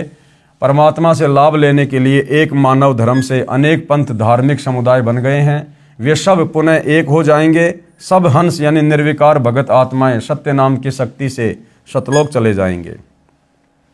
मेरे अध्यात्म ज्ञान की चर्चा घर घर में होगी जिस कारण से सबकी दुर्मति समाप्त हो जाएगी। कलयुग में फिर एक होकर सहज बर्ताव करेंगे यानी शांतिपूर्वक जीवन जिएंगे। कहाँ उग्र अर्थात चाहे डाकू लुटेरा कसाई हो चाहे शूद्र अन्य बुराई करने वाला नीच होगा। परमात्मा सत्य भक्ति करने वालों की भवपीर यानी सांसारिक कष्ट हरेगा यानी दूर करेगा। सत्य साधना से सबकी भवपीर यानी सांसारिक कष्ट समाप्त हो जाएंगे और उस 13वें पंथ का प्रवर्तक सबको समान दृष्टि से देखेगा अर्थात ऊंच नीच में भेदभाव नहीं करेगा। वह समरस सत्य कबीर ही होगा। 13वें पंथ को चलाने वाला कौन होगा? स्वयं कबीर भगवान। तो सतगुरु रामपाल जी कौन है आप जी विचार कर सकते हैं। मम संत मुझे ही जान मेरा ही स्वरूपम। आगे सवाल किया है प्रश्न, वह 13वां पंथ कौन सा है, उसका प्रवर्तक कौन है? वह 13वां पंथ यथार्थ सत कबीर है। उसके प्रवर्तक स्वयं कबीर परमेश्वर जी हैं। उस 13वें पंथ को चलाने वाले कौन है? स्वयं कबीर परमेश्वर। और यहाँ क्या लिखा है? वह समर्थ सत्य कबीर ही होगा जो 13वां पंथ चलाएगा। तो सतगुरु रामपाल जी कौन है भाई और बहनों? ज़्यादा बताने की आवश्यकता नहीं है। वर्तमान में उसका संचालन उनका गुलाम रामपाल दास पुत्र स्वामी रामदेवानंद जी महाराज है। यहाँ गुरुदेव अपने आप को छुपा रहे हैं। आध्यात्मिक दृष्टि से गुरुजी पिता माने जाते हैं और आत्मा का पोषण करते हैं। प्रमाण: वैसे तो संत धर्मदास जी की वंश परंपरा वाले महंतों से जुड़े श्रद्धालुओं ने अज्ञानतावश 13वां पंथ और संचालक धर्मदास की बिंद यानी परिवार की धारा वालों को सिद्ध करने की कुचेष्टा की है, परंतु हाथी के वस्त्रों को भैंसे पर डालकर कोई कहे कि देखो ये वस्त्र भैंसे का है, बुद्धिमान तो तुरंत समझ जाते हैं कि ये भैंसे का वस्त्र नहीं है, ये तो भैंसे से कई गुना लंबे चौड़े पशु का है, भले ही ये न बता सकें कि ये हाथी का है। उदाहरण: पवित्र कबीर सागर के अध्याय कबीर चरित्र बोध के पेज नंबर 1834-1835 पर लिखा है, शास्त्र अनुकूल भक्ति से हुए भक्तों को लाभ। अब सतगुरु रामपाल जी से सत भक्ति प्राप्त करके जिन जिन आत्माओं को लाभ प्राप्त हुए हैं उन भगत भाई बहनों के कुछ अनुभव हैं जो यहाँ इस पुस्तक में लिखे हुए हैं। शास्त्र विरुद्ध साधना से छुटकारा। मैं भगत हेमचंद दास सोलन हिमाचल प्रदेश का रहने वाला हूँ। पहले मैं अपने गांव में महाकाली मंदिर में पुजारी रहा।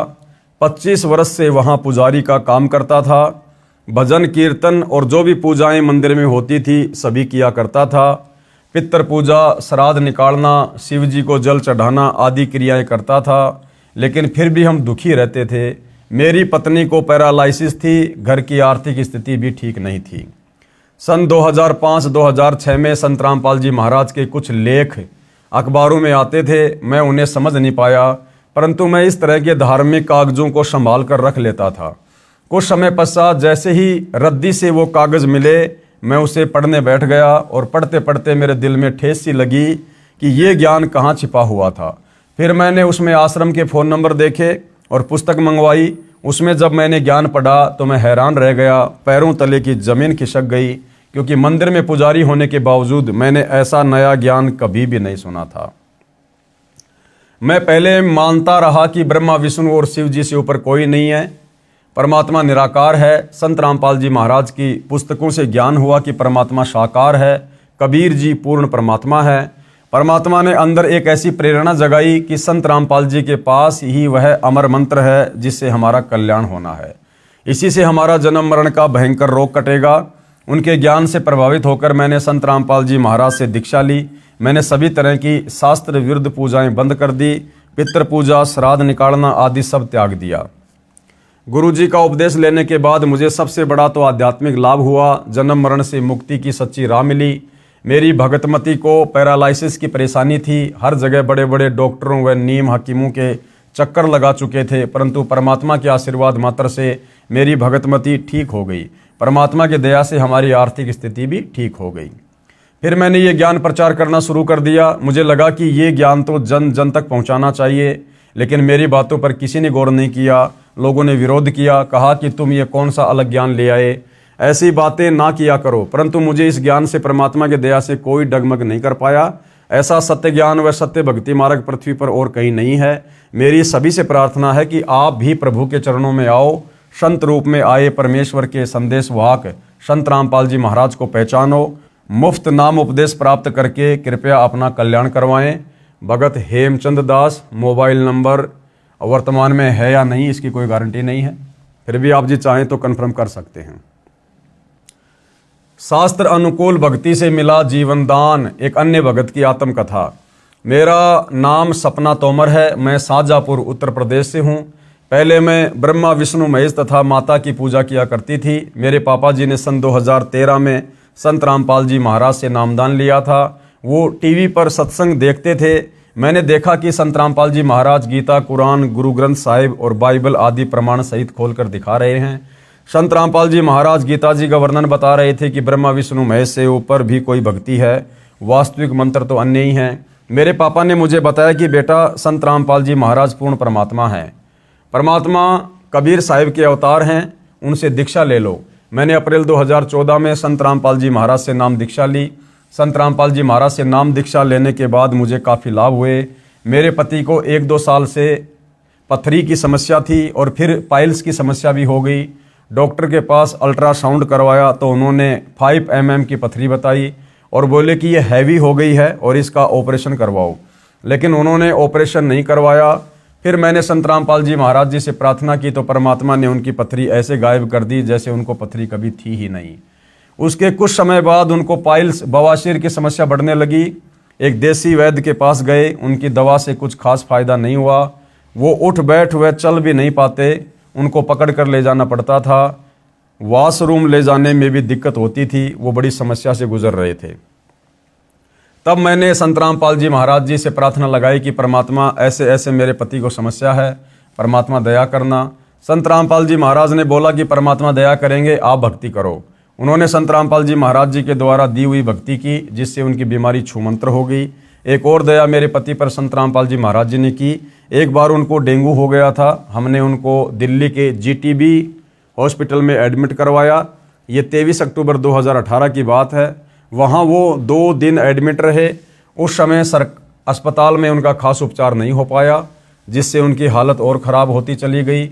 मेरे ससुराल वालों ने बोला कि तू जब से घर में आई है और जो भक्ति कर रही है, तब से आए दिन घर में बीमारियां घेरे पड़ी हैं और तेरी वजह से सब कुछ हो रहा है।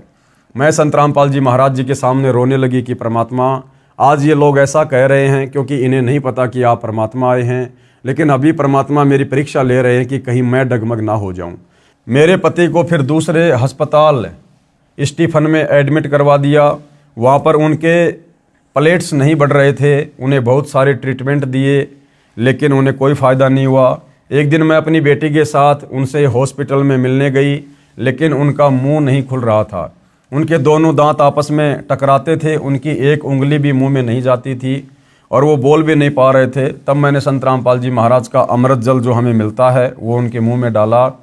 उसके कुछ ही क्षण बाद उनका मुंह अपने आप खुलने लगा और वो मुझसे बात करने लगे।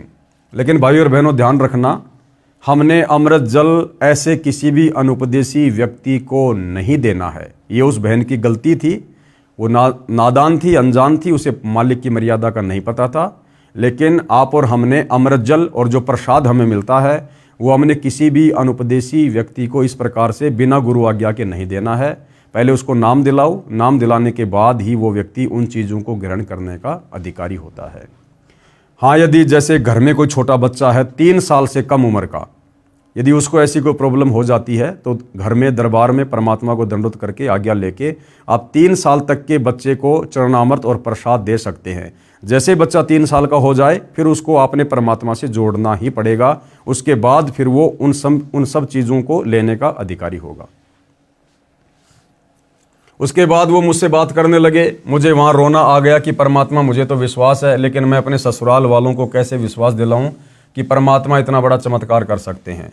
फिर उनकी रीढ़ की हड्डी का पानी निकालकर टेस्ट के लिए भेजा तो डॉक्टर ने बताया कि इनको ब्लड कैंसर है।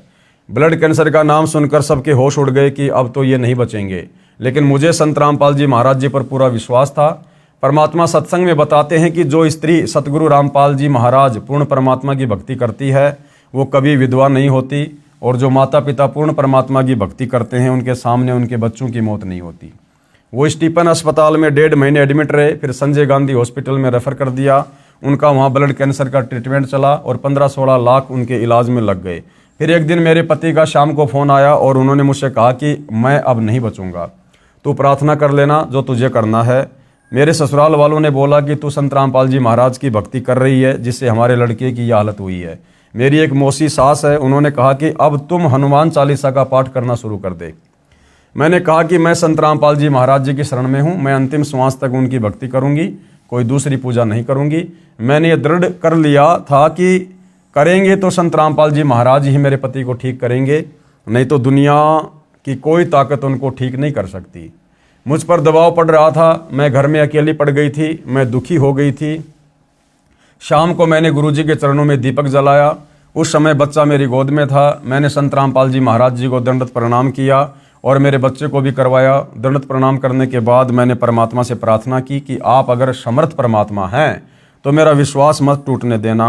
और ये लोग जो मुझे ताना मार रहे हैं और मुझे इतना सब कुछ कह रहे हैं, उसके बावजूद ऐसा कर देना कि इनकी बोलती बंद हो जाए। हालांकि भाई और बहनों, ये कहना भी हमारी ज्ञानहीनता ही होती है। ये परमात्मा से इस प्रकार का वायदा करना, इस प्रकार की बातें बोलना कि आप समर्थ परमात्मा हो तो ये कर देना, वो कर देना, ये भी हमारे ज्ञान की कमी होती है। हमें गुरुदेव भगवान ने जो भक्ति दी है, विश्वास के साथ मर्यादा में रह के सिर्फ भक्ति करनी है। बाकी वो अंतर्यामी है, जानी जान है। क्या हमारे हित में है, क्या हमारे हित में नहीं है, वो परमात्मा जानते हैं। वो जैसा करेंगे उचित ही करेंगे। तब संत रामपाल जी महाराज ने हमारे साथ ऐसा चमत्कार किया कि उनकी 2-3 दिन बाद जो ब्लड कैंसर की फिर से रिपोर्ट करवाई तो वो नेगेटिव आई। संत रामपाल जी महाराज ने उनका कैंसर ख़त्म कर दिया। अब वो प्लेट्स घटी हुई थी, वो रिपोर्ट भी एकदम नॉर्मल आई। आज मेरे पति एकदम स्वस्थ हैं और परमात्मा की भक्ति कर रहे हैं। एक दिन मेरे पति अपनी जांच करवाने के लिए अस्पताल जा रहे थे। वो मेट्रो में बैठे हुए थे, उनकी हार्ट बीट 230 हो गई थी। मेरे पास उनका फ़ोन आया कि मैं अब नहीं बचूंगा। मैंने कहा कोई बात नहीं, आपको संत रामपाल जी महाराज ने जो सतनाम दिया है उसका सुमरण करो। वे जैसे तैसे हॉस्पिटल पहुंच गए और जांच करवाई। डॉक्टर ने कहा कि आपका हार्ट का ऑपरेशन होगा, आपको दिल में एक तरंग की जगह 2 निकल रही हैं, दूसरी वाली बंद करनी पड़ेगी। संत रामपाल जी महाराज से आज्ञा लेकर हमने ऑपरेशन करवाया, जो कि सफल हुआ और मेरे पति बिल्कुल ठीक हो गए। हालांकि भाई और बहनों, अगर उसका पति उपदेश लेने के बाद में मर्यादा में रहकर भक्ति करता तो उनको फिर दोबारा से ऑपरेशन करवाने की जरूरत नहीं थी। भाई, जो परमात्मा ब्लड कैंसर को समाप्त कर सकता है, क्या वो उस तरंग को नहीं हटा सकता? तो परमात्मा जो चाहे सो कर सकता है। लेकिन इस बहन का पति नाम लेने के बाद भी मर्यादा में रहकर विश्वास के साथ भक्ति पर नहीं लगा हुआ था, जिस कारण से इनके ऑपरेशन की नौबत बनी। एक बार मेरे पति को संत रामपाल जी महाराज ने जीवन दान दिया। मेरे पति जब हॉस्पिटल में थे तो काल के दूत उन्हें लेने आ गए, यानी सूक्ष्म रूप में। रात का समय था और उनकी पल्स चलनी बंद हो गई थी। पूरे हॉस्पिटल में कोहराम मच गया और मेरे भगत जी को भी पता नहीं चला कि हुआ क्या। परंतु थोड़ी देर बाद उनकी पल्स वापस आ गई। तब डॉक्टर भी आश्चर्यचकित हो गए कि ये हुआ क्या, एक इंसान मरने के बाद कैसे जिंदा हो गया। जब मैं हॉस्पिटल में उनसे मिलने गई तो मैंने आसपास के लोगों को बताया कि मैं संत रामपाल जी महाराज की शरण में हूं और उन्होंने ही मेरे पति को जीवन दान दिया है। आज मेरे पति बिल्कुल स्वस्थ हैं। संत रामपाल जी महाराज की हमारे ऊपर दया है। आज मैं बहुत ही ज़्यादा गर्व महसूस करती हूं कि संत रामपाल जी महाराज की शरण में हूं और आजीवन उनकी भक्ति करती रहूंगी। संत रामपाल जी महाराज प्रमाणित और शास्त्र अनुकूल भक्ति साधना बताते हैं। उनके द्वारा बताई गई भक्ति करने से सांसारिक सुख परमात्मा आपको देंगे।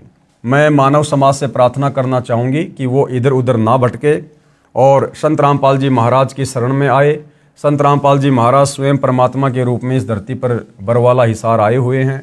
हर शहर में आज संत रामपाल जी महाराज के नामदान केंद्र खुले हुए हैं, जहाँ नामदान की सुविधा है। आप वहाँ जाकर नामदान ले सकते हैं और अपना कल्याण करवा सकते हैं। भगतमती सपना तोमर, शाहजहाँपुर, उत्तर प्रदेश। संपर्क सूत्र इतने। उपरोक्त कुछ भगत आत्माओं की आत्मकथाएं आपने पढ़ी। ऐसे ऐसे भगत अनेकों हैं जो अपनी आत्मकथा पुस्तकों में लिखवाना चाहते हैं, परंतु यहाँ स्थान के अभाव के कारण हम कुछ एक भक्तों की आत्मकथा लिख पाए। यदि सभी भक्तों की आत्मकथा हम लिखने बैठ जाएं तो शायद सैकड़ों पुस्तकें छप जाएंगी। इसलिए समझदार व्यक्ति को संकेत ही पर्याप्त होता है। अगर आप अन्य कुछ भक्तों के अनुभव और सत्संग वीडियो में देखना चाहते हैं तो हमारी वेबसाइट एप्लीकेशन संत रामपाल जी महाराज पर देख व सुन सकते हैं। और भाइयों और बहनों, सतगुरु रामपाल जी परमेश्वर जी के आशीर्वाद से इस पवित्र पुस्तक हिंदू साहिबान नहीं समझे गीता वेद पुराण, इस पर वीडियो बनाने की श्रृंखला समाप्त हुई। भाइयों और बहनों, आपने इस पुस्तक में अच्छे से देख लिया है, जान लिया है, पहचान लिया है कि पूर्ण परमात्मा कौन है, कैसा है, कहाँ रहता है, कैसा दिखाई देता है, साकार है या निराकार है, और ये ब्रह्म, परब्रह्म, ब्रह्मा विष्णु महेश, अध्यात्म में इनकी क्या स्थिति है, इनकी भक्ति साधना का धर्मशास्त्र में विधान है या नहीं है। इन तमाम बातों से भाई और बहनों आप जी परिचित हो चुके हैं। साथ में हमारे पवित्र चारों वेदों में, श्रीमद् भगवद गीता जी में, पुराणों में, शास्त्र अनुकूल सत भक्ति के विषय में कहाँ कहाँ क्या क्या लिखा हुआ है, साथ में जितनी भी शास्त्र विरुद्ध साधनाएं हैं, तीर्थ हैं, धाम है, मंदिर, मस्जिद, चर्च, गुरुद्वारे, अन्य प्रकार के व्रत, जप, तप, पाखंड पूजा, श्राद्ध, पितृ पूजा, प्रेत पूजा, इन सभी शास्त्र विरुद्ध साधनाओं के विषय में भी आपको पूज्य गुरुदेव भगवान ने इस पुस्तक के माध्यम से परिचित करवा दिया है। साथ में ये भी बता दिया कि 84 लाख योनियों से भिन्न हमें जो ये मनुष्य जन्म प्राप्त हुआ है, असल में परमात्मा ने ये मनुष्य जन्म क्यों दिया है, इसका क्या प्रयोजन है, कैसे ये सफल होगा और कैसे हम जन्म और मरण के दीर्घ रोग से छुटकारा प्राप्त कर सकते हैं, कैसे हम लोक 84 योनियों से बाहर निकल सकते हैं और सनातन परम धाम को यानी सतलोक को प्राप्त कर सकते हैं। तो भाई और बहनों, समझाने में परमपिता परमेश्वर जी ने कोई कमी नहीं छोड़ी है किसी भी प्रकार की। ये पुस्तक हिंदू साहिबान नहीं समझे गीता वेद पुराण, ये तो मात्र एक नमूना है, एक सैंपल है। वास्तविक ज्ञान और अधिक ज्ञान अध्यात्म के विषय में जब आप YouTube पर सतगुरु रामपाल जी के सत्संग सुनना शुरू करेंगे, आप जी को मिलेगा। तो भाई और बहनों, इस पुस्तक को देखने के बाद, पढ़ने के बाद अब लास्ट में ज़्यादा कुछ कहना बाकी नहीं रह जाता है। केवल हम आपसे प्रार्थना कर सकते हैं, विनती कर सकते हैं कि समझदार को तो संकेत ही काफ़ी होता है। तो भाई और बहनों, इस पुस्तक को पढ़ने के बाद आपको ये समझ में आ गया होगा कि परमपिता परमेश्वर जी ने लक 84 योनियों से भिन्न हमें ये अनमोल मनुष्य जन्म क्यों दिया है। ये मनुष्य जन्म केवल शास्त्र अनुकूल सत भक्ति करके सच्चे सतगुरु से उपदेश लेकर मोक्ष प्राप्ति के लिए मिलता है। और यदि हमने इस भक्ति युग में, जिसको बिचली पीढ़ी कहते हैं, स्वयं परम अक्षर ब्रह्म सत्य कबीर तत्वदर्शी संत सतगुरु रामपाल जी के रूप में धरती पर प्रकट हैं, विद्यमान है, यदि हमने उनकी शरण ग्रहण करके मोक्ष नहीं करवाया, तो भाई और बहनों फिर अगला जन्म हमारा लक 84 में है, नरक में है। तो समझदार को संकेत ही काफ़ी होता है, ज़्यादा कहना दास उचित नहीं समझता, क्योंकि इस पुस्तक ने सब कुछ समझा दिया है। तो भाई और बहनों, गुरुदेव भगवान के आशीर्वाद से इस पवित्र पुस्तक हिंदू साहिबान नहीं समझे गीता वेद पुराण पर वीडियो बनाने की श्रृंखला समाप्त हुई। पूज्य गुरुदेव भगवान के आशीर्वाद के बिना एक शब्द भी मुख से उच्चारित करना संभव नहीं था, लेकिन परमेश्वर जी की दया रही और इस पुस्तक पर वीडियो बनाने की श्रृंखला कंप्लीट हुई। आगे परमेश्वर जी जैसी भी आज्ञा करेंगे, जैसी भी सेवा देंगे, हम दास उनकी सेवा में, उनके चरणों में हाजिर होंगे। तब तक के लिए सभी भगत भाई बहनों को सत साहिब बंदी छोड़ सतगुरु रामपाल जी परमेश्वर जी की जय हो।